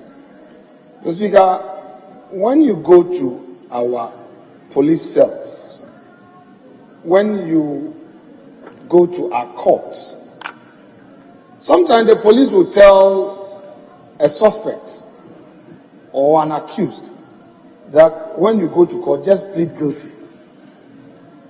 Sometimes as a suspect, when you are taking the statement, they would force you to admit to certain things and say, oh, through that, when it gets to the commander, you would have your freedom. These are serious matters that affect us. And when sometimes people are there, they say they are independent witness. They are walking on the corridors of the police station. They are civilian employees. They are people who come under the control of the police, and they are used as witnesses in our court. Mr. Speaker, these are matters that affect justice delivery. Also, all practitioners seem to be in Accra. So you go to our district courts outside of the capital, and I would say there's no real justice, because everything is in the hand of the prosecution. When there's a civil trial, people have no access to lawyers. Is it the case that lawyers are becoming very expensive to engage, or that lawyers are only interested in the big jobs in Accra? And what is the state doing to provide legal services to those who cannot afford? Mr. Speaker, 21st century Ghana, we cannot continue to allow these to be in our society. I'm therefore calling on the young practitioners to make it a point to do some pro bono in the area of human rights. Sometimes they can impose upon themselves some 2-3 years or a year outside of the comfort of Accra. I recall, Mr. Speaker, 2010 at Dunquanofin Circuit Court, when a lady was jailed merely because at the police station, the CID asked her to admit to what she had not really done. And I was sitting there, a good case had taken me there, and I had to intervene. And fortunately, the judge had to do the needful. Mr. Speaker, it is also important for us to talk about the reforms that we have introduced. Even the sentencing reforms. Now, our judges are being encouraged to look more at non-custodial sentences because of the overcrowding in our prisons. And also, Mr. Speaker, our women. Now, before a woman is sentenced after conviction, a mandatory pregnancy test is supposed to be conducted. This is an important matter that we have to let the world know. Very, very important, because it's been happening. As a practitioner, I've encountered one or two situations that a pregnancy test had to be taken. Mr. Speaker, I must, in conclusion, that is my third comment, say that I disagree with aspects of the report that my respected learned colleague from Medina relied on, and specifically the U.S. State Department report on Ghana in 2020. The aspects I strongly disagree on include the following. One, the serious restriction on the press. Mr. Speaker, in this country, Ghana, there is no serious restriction on press freedom. It cannot be. I live in Ghana, and I believe the maker of the statement himself would agree with me that there is no serious restriction on the press. The context it's been put, the general impression it creates, is that perhaps state actors have, through systematic means, placed restrictions on press freedom. We all know in this country it is not the case. The second point I disagree with is the supposed unjustified prosecution against journalists. Mr. Speaker, again, I contend that in 2020, we never experienced unjustified prosecution against journalists in this country. It is important for us to point out some of the deficiencies in some of these reports we rely on. It is one Ghana. It is the image Ghana. It is country Ghana. It is fair to report on happenings. But then also, it is important to avoid certain impressions that are not factual. And I would encourage my colleague to look at this seriously in future statements to the House. Mr. Speaker, having said this, I say that Soso is making a mark for himself. He's a deputy ranking. It tells us that his own side has a lot of respect for him. There's more room for improvement. I commend your efforts, and thank you so much, Mr. Speaker, for your kind attention. Thank you very much for all of you. I think we will bring the curtains down for the day and for the week. Leader, any indications? Mr. Speaker, as per the rules and considering the time, we serve your pleasure now. Serve your pleasure. Nothing more useful on the floor. Available leader. Mr. Speaker, I agree with my honorable friend and colleague for the suggestion. Well, Mr. Speaker, I thought just 2 days today in contributing to a debate. He announced to the whole world how a wonderful friend I am to him. Today, he is telling the same world that myself and he are not friends. That's not a problem. Mr. Speaker, that is not a problem. If you don't want to be my friend, it's not surprising. I thought your boss was a friend to the Right Honourable Speaker. I thought he was a friend to the Right Honourable Speaker. If friendship is now thrown to the dogs because we disagree on positions, that speaks volumes. Well. Honourable members, leader, do you respond to this insinuation? Mr. Speaker, when I told him that he is my good friend, he said no. So I was only reminding him, but that notwithstanding, I've reconciled my position. I know that he has come forward. He wants to remain here for a long time. No problem at all. But Mr. Speaker, he's my friend. We shall remain good friends. Mr. Speaker, don't entertain any more comments. Mr. Speaker, let him know that at the front bench, your speech must be brief. Yes. You must be brief. Leader, you don't litigate too much at the front bench. Let him know. A leader. Well noted. Mr. Speaker, I thought consistency mattered in politics. Lest my friend will fall a victim to how Cesaro described politics. And with your permission, that politics is indeed a country idiot. And I don't want my honorable good friend to fall a victim to the description of Cesaro. He's a friend. Even if he doesn't value the friendship, I still do, as an honorable member of this House. Very well. Honorable members, on that note, I would like to adjourn the House. Is it on Monday or Tuesday? Mr. Speaker, Monday at 10 in the phone. Very well.